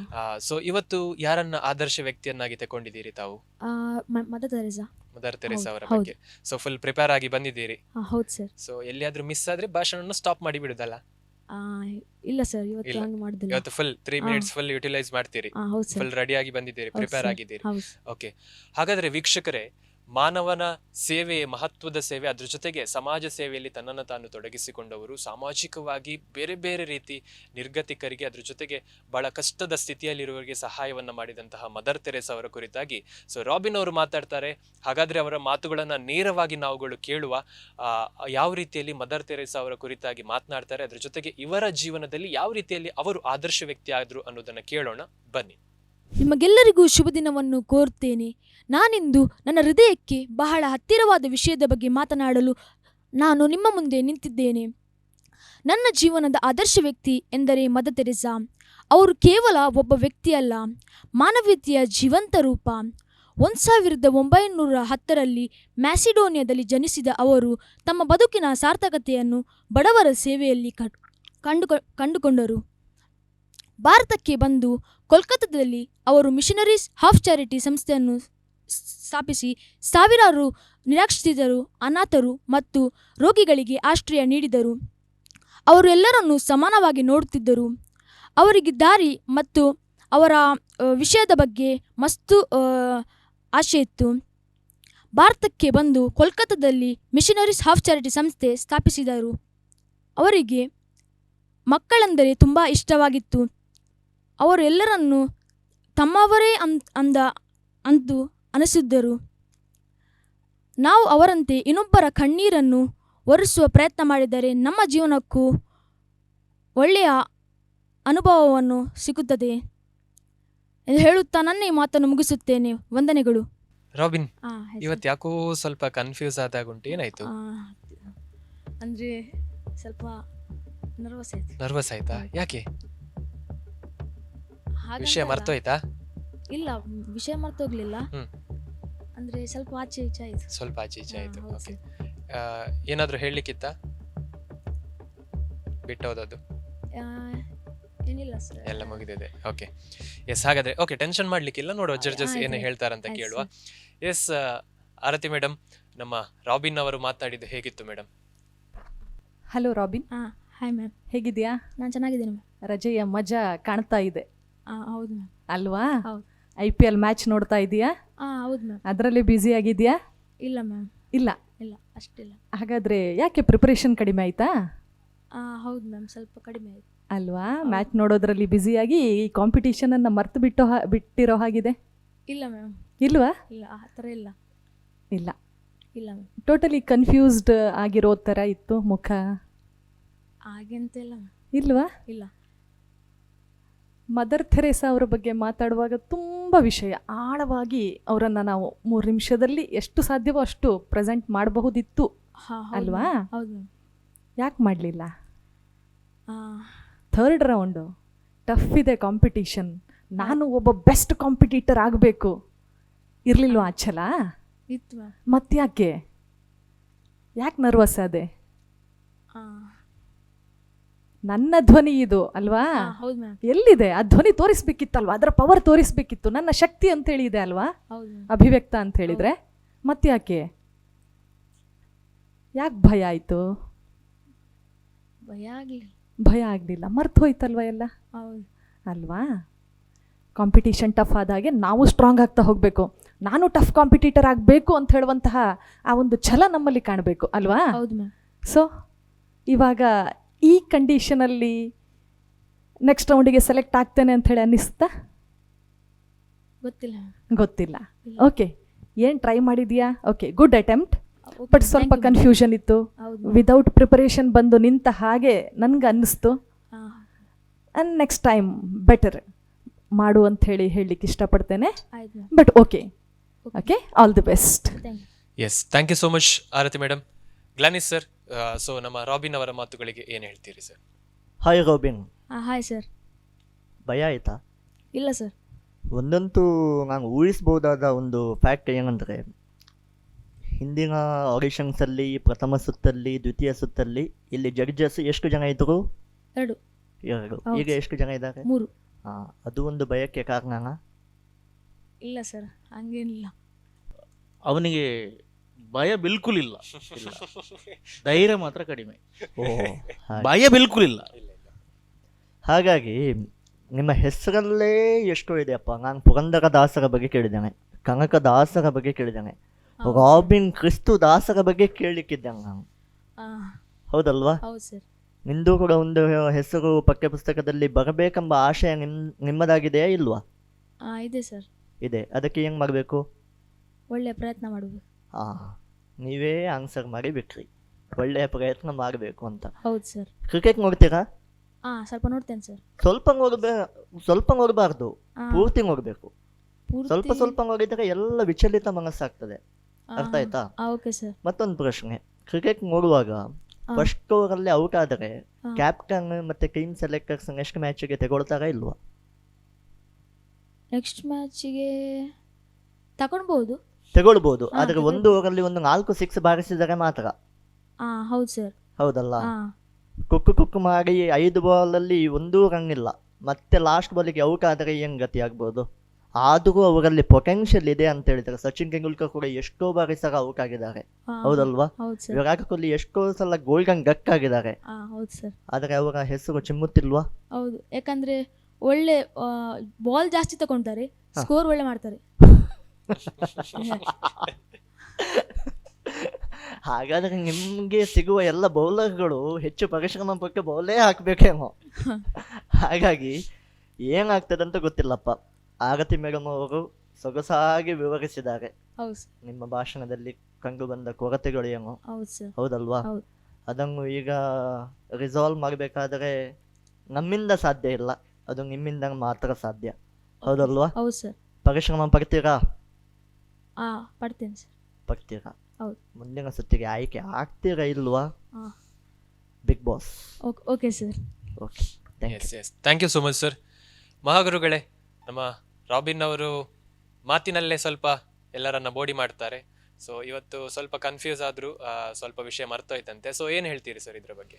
ಮದರ್ ತೆರೇಸರ್ ಅವರು ಎಲ್ಲಿ ಹುಟ್ಟಿದ್ರು, ಭಾರತಕ್ಕೆ ಯಾವಾಗ ಬಂದರು, ಅಲ್ಲಿವರೆಗೆ ಬಹಳ ಒಂದೇ ಟೆಂಪೋದಲ್ಲಿ ಹೋಯಿತು. ಆಮೇಲೆ ಕೊಂಕಣಿ ಬಂತು, ಮಸ್ತು ಕಾಲ ಕೊಂಕಣಿಂದ ಪ್ರಿಪೇರ್ ಕೆಲ್ನ ಇರೋದು ಮಗಿರುತ್ತೆ ಕೊಂಕಣಿಗೆ ಶೈಲಿ ಮೊದೆ ಕಲ್ಯಾಣ ಬರುತ್ತೆ ಇಂತಲ್ಲ ಹೇಗಿತ್ತು ಅಂತೂ ಪೆಂಡಲ್ಲ ಬಿದ್ದಿರುತ್ತು 4 ದಿವಸ ಸರ್. ನಾನು ಪ್ರೋಗ್ರಾಮ್ ಅಂತ ಅಲ್ಲೋಯ್ಮು ಮುಳಾರ್ ಪೊಟ್ಟೋಸನಲ್ಲು ಕಾಲಕರ್ನ ಪೊಟ್ಟ ಕೇರಳ ಪೊಟ್ಟಾಗಿಲ್ಲ ರೈತರಿಗಿಲ್ಲ ಡಿವೈನ್ ಸೆಂಟರ್. ಎಸ್ ಇದು ಕನ್ನಡದಲ್ಲಿ ಅಲ್ಲ ಅಭಿವ್ಯಕ್ತ. ನಿಮ್ಗೆ ಅರ್ಥ ಆಗಬಾರದು ಅಂತ ಹೇಳಿ ಬೈದದ್ದು ನಾವು. ಕ್ರಿಸ್ತುದಾಸ್ ಇದು 3ನೇ ಸುತ್ತು. ಹೌದು ಸರ್. ಮೊದಲ ಸುತ್ತಿನಲ್ಲಿ ನರ್ವಸ್ ಆಗ್ತಾರೆ, ಹೌದೌದು. 2ನೇ ಸುತ್ತಿನಲ್ಲಿ ಸ್ವಲ್ಪ ಧೈರ್ಯ ಕಡಿಮೆ ಆಗ್ತದೆ. ಹೌದು ಸರ್. ಈಗ ನೀವು ಮುನ್ನುಗ್ಗಬೇಕಿತ್ತು ರಾಬಿನ್ ಹುಡ್ನಾಗೆ. ರಾಬಿನ್ ಹುಡ್ ಯಾರಂತ ಗೊತ್ತುಂಟಲ್ಲ? ಗೊತ್ತುಂಟು. ಹಾಂ. ಸೊ ಇದು ಏನೇನೂ ಸಾಲದು. ಯಾಕಂದರೆ ನೀವು ನಿಮ್ಮ ಆದರ್ಶ ವ್ಯಕ್ತಿಯ ಬಗ್ಗೆ ನೀವು ಬಾಯ್ಹಾಟ್ ಮಾಡಿ ಬರುವಂಥದ್ದಲ್ಲ. ಹೌದೌದು. ನಿಮ್ಮ ಆದರ್ಶ ವ್ಯಕ್ತಿಯ ಬಗ್ಗೆ ಇನ್ನೊಬ್ಬರಿಗೆ ಮತ್ತೊಬ್ಬರಿಗೆ ಅವರನ್ನು ಇದು ಕಿವಿ ಎಂಥದ್ದು ಕೆಪ್ಪ ಆಗುವ ತನಕ ಹೇಳಬೇಕು ನೀವು. ಅಷ್ಟು ಪೊಟೆನ್ಷಿಯಲಿಟಿ ಇರಬೇಕು, ಅಷ್ಟು ಪಾಯಿಂಟ್ಸ್ ಇರಬೇಕು, ಅಷ್ಟು ನೀವು ರೆಡಿಯಾಗಿರಬೇಕು. ಯಾಕಂದರೆ ನಿಮ್ಮ ವ್ಯಕ್ತಿ, ನನ್ನ ವ್ಯಕ್ತಿ ಅಲ್ಲ. ಹೌದು ಸರ್. ಓಕೆ. ಸೊ ಮದರ್ ತೆರೇಸರವರ ಜನ್ಮದ ಹೆಸರನ್ನು ಹೇಳಿದರೂ ಕೂಡ ಆಗ್ತಿತ್ತು. ಅದು ಏನೋ ಗೊತ್ತಿಲ್ಲ, ನೀವು ಎಲ್ಲಿಗೂ ಹೋಗಿ ಏನೋ ಮಾಡಿಕೊಂಡು ಹೇಗೋ ಆಗುತ್ತೆ ಅಂತೇಳಿ ಇದು ನಿಮ್ಮದು ನೆಗ್ಲಿಜೆನ್ಸ್ ತೋರಿಸ್ತದೆ. ಈಗ ಆಗಬಾರ್ದಿತ್ತು. ಯಾಕಂದರೆ 3rd ರೌಂಡ್ ಅಂತ ಹೇಳುವಾಗ ನಾವು ಎಲ್ಲಿ ಮಾರ್ಕನ್ನು ಕಳೆದುಕೊಳ್ಬೇಕು ಅಂತೇಳಿ ಟೆನ್ಷನ್ ಮಾಡಬೇಕು ಜಡ್ಜಸ್ಗಳು. ಸೊ ಇಲ್ಲಿ ನೀವು ಕಳಪೆ ಪ್ರದರ್ಶನ ತೋರಿಸಿದ್ರಿ, ನನಗೆ ಹೇಳಲಿಕ್ಕೆ ಯಾವುದೇ ಮುಲಾಜಿಲ್ಲ. ಯಾಕಂದರೆ 2 ಸರಿ ನಿಮಗೆ ಚಾನ್ಸ್ ಕೊಡಲಾಗಿದೆ, ಹೌದಾ? Do you remember that? So ನಿಮ್ಮ ಬದಲಿಗೆ ಇನ್ನೊಬ್ಬರಿಗೆ ಯಾರಿಗೂ ಅವಕಾಶ ಕೊಟ್ಟಿದ್ರೆ ಅವರು ಬರ್ತಿದ್ರು ಏನೋ. ಸೊ ನೋಡಿ, ಆಪರ್ಚುನಿಟಿಗಳು ಬರುವಾಗ ಅದನ್ನು ಬಳಸ್ಕೊಳ್ಬೇಕು ಕಂದ. ಹೇಗೆ ಬೇಕೋ ಹಾಗೆ ಅಂತ ಹೇಳಿದ್ರೆ ಆಗೋದಿಲ್ಲ. ನೆಕ್ಸ್ಟ್ ಇಯರ್ ನೀವು 10th ಅಲ್ವಾ? ಹೌದು ಸರ್. 4 ಆಪ್ಷನ್ ಇದೆ ಅಂತೇಳಿ ಎಲ್ಲ ಎ ಬರೆದ್ರೆ 2 ಮಾರ್ಕ್ ಸಿಗ್ಬೋದು 8ರಲ್ಲಿ ಅಲ್ವಾ? ಸೊ ನಿಮ್ಮನ್ನು ಏನು ಮಾಡುವ? ನೀವು ಹೇಳಿ ಸರ್. ಬರುವ ವರ್ಷ ಮಾಡುವಂಥ ಇನ್ನೊಂದು ಕಾಂಪಿಟೇಷನ್ಗೆ ಸಿದ್ಧರಾಗಿ ಇರಬೇಕು ನೀವು. Okay sir. ಓಕೆ. ಈ ಸುತ್ತಿನಲ್ಲಿ ನಿಮಗೆ ನಾವು ಎಲಿಮಿನೇಟ್ ಮಾಡ್ತಾ ಇದ್ದೇವೆ. Okay sir. ಸೊ ಎಲ್ಲಿಯಾದರೂ ಅವಕಾಶಗಳು, ಇದು ಅಭಿವ್ಯಕ್ತಿ ಬಿಡು, ಎಲ್ಲಿಯಾದರೂ ಅವಕಾಶಗಳು ಬರುವಾಗ ಟೇಕನ್ ಫಾರ್ ಗ್ರಾಂಟೆಡ್ ಮಾಡೋದು ಬೇಡ. Be prepared for that. ಹೇಗೋ ಆಗ್ತದೆ ಅಂತ ಹೇಳಿ ಹೋಗಬೇಡ, ಪರೀಕ್ಷೆಗೂ ಹೋಗಬೇಡ, ಓಕೆ ಸರ್. ಕ್ರಿಕೆಟು ಹಾಗೆ ನೋಡಬೇಡ. All the best. Thank you sir. Yes Robin ಅವರೇ, ನಿಮ್ಮ ಮುಂದಿನ ಜರ್ನಿ ಕೂಡ ಒಳ್ಳೆ ರೀತಿಯಲ್ಲಿ ಇರಲಿ. ಅದ್ರ ಜೊತೆಗೆ ಮುಂದಿನ ಅಭಿವ್ಯಕ್ತಿ ಸೀಸನ್ ಅಲ್ಲಿ ಮತ್ತೊಮ್ಮೆ ಭಾಗವಹಿಸಲಿಕ್ಕೆ ಅವಕಾಶ ಸಿಕ್ಕಿದ್ರೆ ಖಂಡಿತವಾಗಿ ಭಾಗವಹಿಸಿ ಅಂತ ಹೇಳ್ತಾ thank you so much. Thank you sir. ವೀಕ್ಷಕರೇ, ನಾವುಗಳು ತೃತೀಯ ಸುತ್ತಿನಲ್ಲಿ 4 ಸ್ಪರ್ಧಾಳುಗಳನ್ನು ಗಮನಿಸಿದ್ದೆವು. 2 ನೇರವಾಗಿ ಮುಂದಿನ ಸುತ್ತಿಗೆ ಆಯ್ಕೆ ಆದ್ರೆ, ಒಬ್ಬರು ವೇಟಿಂಗ್ ಲಿಸ್ಟ್ ನಲ್ಲಿದ್ದಾರೆ, ಒಬ್ಬರು ನೇರವಾಗಿ ಎಲಿಮಿನೇಷನ್ ಆಗಿದ್ದಾರೆ. ಹಾಗಾದ್ರೆ ಇನ್ನು ಮುಂದೆ ಬರುವಂತ ಸ್ಪರ್ಧಾಳುಗಳು ಕೂಡ ಬಹಳಷ್ಟು ಜಾಗರೂಕರಾಗಿ, ಬಹಳಷ್ಟು ತಮ್ಮ ವಾಕ್ಚಾತುರ್ಯವನ್ನ ಒಳ್ಳೆ ರೀತಿಯಲ್ಲಿ ಪ್ರಸ್ತುತಪಡಿಸಲೇಬೇಕಾದಂತ ಅವಶ್ಯಕತೆಗಳಿದ್ದಾವೆ. ಯಾಕಂದ್ರೆ ಕಾಂಪಿಟೇಷನ್ಗಳು ಟಫ್ ಆಗ್ತಾ ಇದ್ದಾವೆ. ಸೊ ಅದ್ರ ಜೊತೆಗೆ ತೀರ್ಪುಗಾರಿಕೆಯನ್ನು ನೀಡುವವರು ಕೂಡ ಬಹಳ ಉತ್ತಮವಾಗಿ ತೀರ್ಪುಗಾರಿಕೆಯನ್ನು ನೀಡ್ತಾ ಈ ಸಮಾಜಕ್ಕೆ ಬಹುದೊಡ್ಡ ಕೊಡುಗೆಯನ್ನು ಕೊಡುವಲ್ಲಿ ಬಹಳ ಮುಖ್ಯವಾದಂಥ ಪಾತ್ರಗಳನ್ನು ವಹಿಸ್ತಾ ಇದ್ದಾರೆ. ಯಾಕಂದ್ರೆ ಇವತ್ತಿನ ಈ ಕಾರ್ಯಕ್ರಮದಲ್ಲಿ ಭಾಗವಹಿಸಿದಂತಹ ಎಲ್ಲ ಸ್ಪರ್ಧಾಳುಗಳು ಮುಂದೊಂದು ದಿನ ಉತ್ತಮ ವಾಗ್ಮಿಗಳಾಗಿ ಈ ಸಮಾಜದಲ್ಲಿ ಮೂಡಿ ಬರಲಿಕ್ಕಿದ್ದಾರೆ. ಹಾಗಾದ್ರೆ ನೇರವಾಗಿ ನಮ್ಮ ತೀರ್ಪುಗಾರರಿಗೆ ಅಭಿನಂದನೆಗಳನ್ನು ಸಲ್ಲಿಸುವಂತಹ ಸಮಯ. ಇಂದಿನ ಕಾರ್ಯಕ್ರಮದಲ್ಲಿ ತೀರ್ಪುಗಾರರಾಗಿ ಸಹಕರಿಸಿದಂತಹ ಆರತಿ ನಾಯ್ಕರವರು ಬಹಳ ವಿಶೇಷವಾಗಿ ಶಿಕ್ಷಣ ಕ್ಷೇತ್ರದಲ್ಲಿ ತಮ್ಮನ್ನು ತಾವು ತೊಡಗಿಸಿಕೊಂಡಿರುವವರು. 15 ವರ್ಷಗಳ ನಿರಂತರ ಸೇವೆಯನ್ನ ಕನ್ನಡ ಭಾಷೆಯಲ್ಲಿ ವಿದ್ಯಾರ್ಥಿಗಳಿಗೆ ವಿದ್ಯಾರ್ಜನೆಯನ್ನ ಮಾಡ್ತಾ ಬಂದಿರುವವರು ಆರತಿ ನಾಯ್ಕ್ ಮೇಡಮ್. ಇವತ್ತಿನ ಕಾರ್ಯಕ್ರಮದಲ್ಲಿ ತೀರ್ಪುಗಾರರಾಗಿ ಭಾಗವಹಿಸಿದ್ದಕ್ಕೆ ಧನ್ಯವಾದ.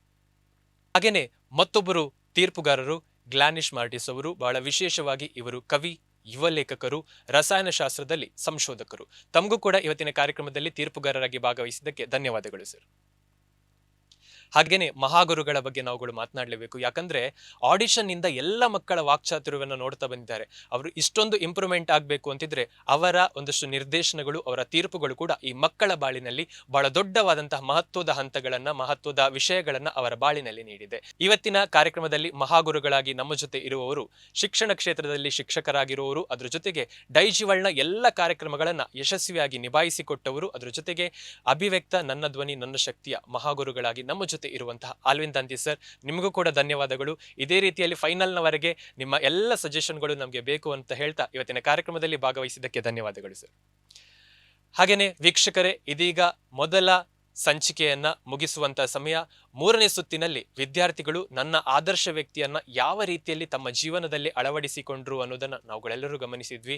2 ಸ್ಪರ್ಧಾಳುಗಳು ನೇರವಾಗಿ ಮುಂದಿನ ಸುತ್ತಿಗೆ ಆಯ್ಕೆಯಾದ್ರೆ, ಒಬ್ರು ಸ್ಪರ್ಧಿ ವೇಟಿಂಗ್ ಲಿಸ್ಟ್ ನಲ್ಲಿ ಇದ್ದಾರೆ, ಒಬ್ಬರು ನೇರವಾಗಿ ಎಲಿಮಿನೇಟ್ ಆಗಿದ್ದಾರೆ. ಹಾಗಾದ್ರೆ ದ್ವಿತೀಯ ಸಂಚಿಕೆಯಲ್ಲಿ ಯಾವೆಲ್ಲ ಸ್ಪರ್ಧಾಳುಗಳು ಭಾಗವಹಿಸ್ತಾರೆ ಅನ್ನೋದನ್ನ ನಾವುಗಳೆಲ್ಲರೂ ಕಾದು ನೋಡಬೇಕಾಗಿದೆ. ಇದು ಇಂದಿನ ಸ್ಪರ್ಧಾ ಕಾರ್ಯಕ್ರಮವಾಗಿತ್ತು. ಇದು Manipal academy of higher education presents Abhivyakta ನನ್ನ ಧ್ವನಿ ನನ್ನ ಶಕ್ತಿ, co sponsored by Bhima jewellers Udupi, Girija surgicals Udupi, IMJ institutions Moodlakatte Kundapura, CSI Lombard memorial mission hospital Udupi. ಈ ಸಂಚಿಕೆಯನ್ನ ಇಂದಿಗೆ ನಾವು ಮುಗಿಸ್ತೇವೆ. ದ್ವಿತೀಯ ಸಂಚಿಕೆಯಲ್ಲಿ ಮತ್ತೊಮ್ಮೆ ಸಿಗ್ತೇವೆ. ಅಲ್ಲಿಯವರೆಗೆ ನಿರಂತರ ಸುದ್ದಿ, ಮಾಹಿತಿ, ಮನೋರಂಜನೆಗಾಗಿ ನೋಡ್ತಾ ಇರಿ ಡೈಜುವಲ್ 247.